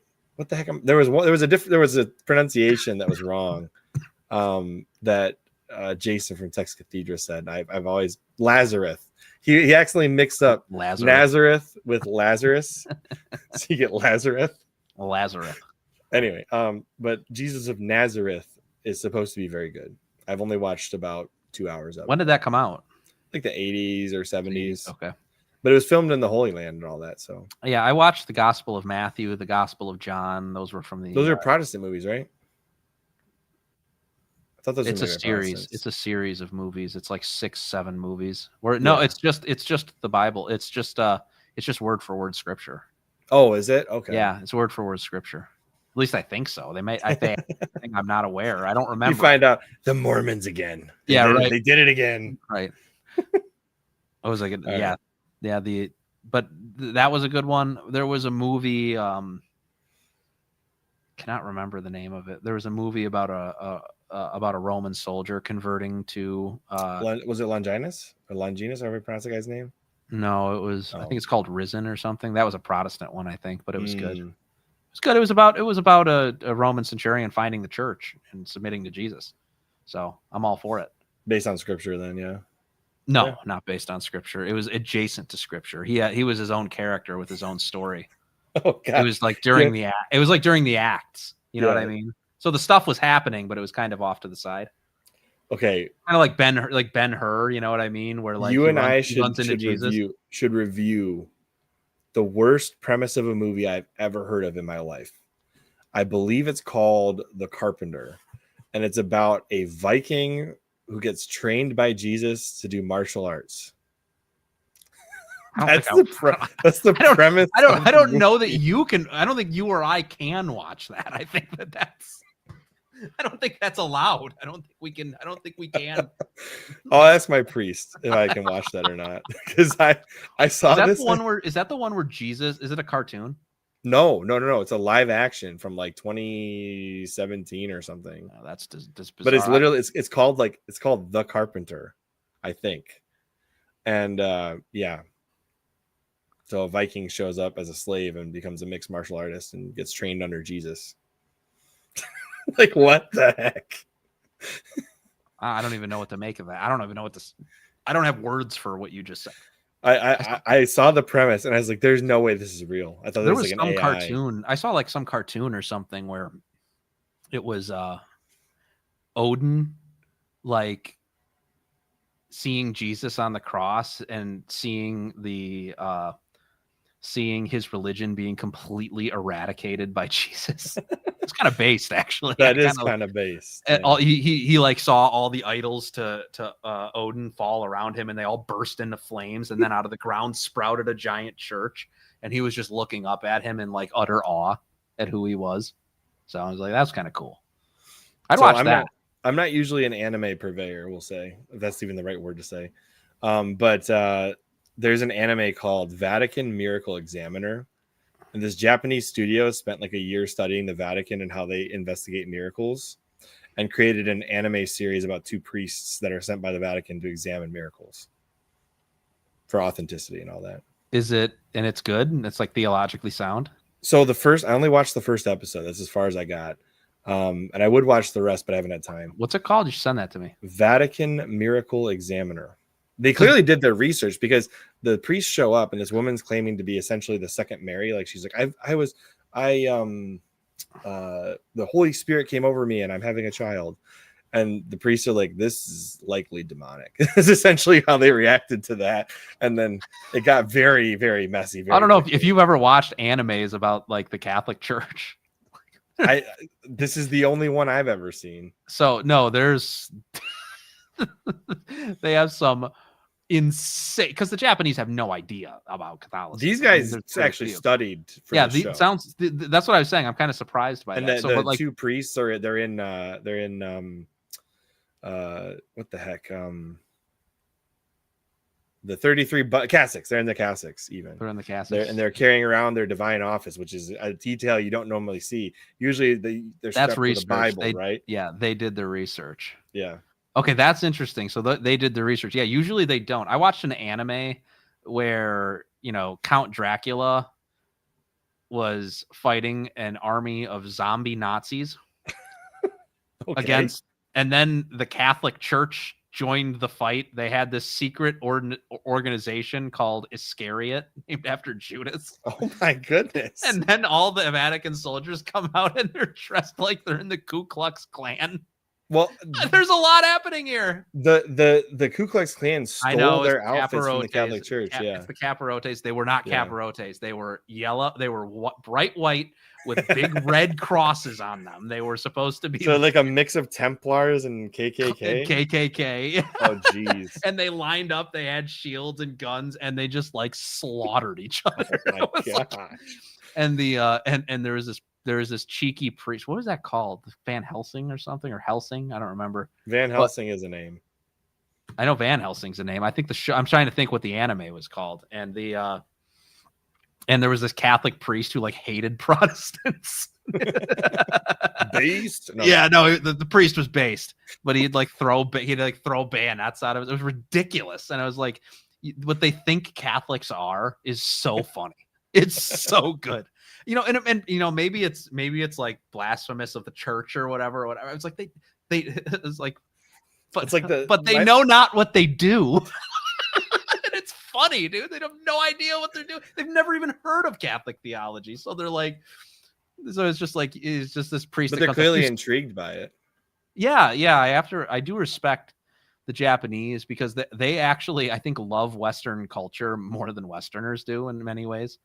My favorite meme was be the American the Japanese anime says you are. Exactly. And it's got like the dude in the American flag ripped guy. Yeah, he's got like the fan the down American blonde beanie hair and the aviators. And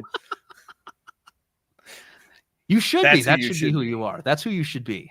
Hit the gym. Except wearing a crucifix around your neck too. Exactly. Keep Jesus close. Absolutely. And bench press more than Majorian. All right. Well, Joe, I've kept you like 20 minutes past when I said I was going to keep you. And we didn't take the break that I offered you earlier. So I'm good. Is there anything else that you would like to discuss? I think I can call it on that. I got to get to bed anyways. It's getting a little late for me. It is getting pretty late. Yeah. Yeah. It's okay. We're dads. We have kids. It's that simple. Oh, yeah. One more thing for everybody that might not know this, but I got another kid on the way. So number 2. Congratulations. Thank you. Thank you. Very excited for you guys. Yes. Thank you. Everybody say a prayer for Joe and his family. Do that. Even if you don't pray much, pray for Joe and his family. It'd be good. Yeah, please do. I will be praying for everybody that prays for me in a retroactive prayer. So there you go. All right. On that note, though, Joe, thank you for coming here. I really appreciate you being here. Got to get you back on. Maybe I'll get you and Majorian together so we can yell at him about Nietzsche.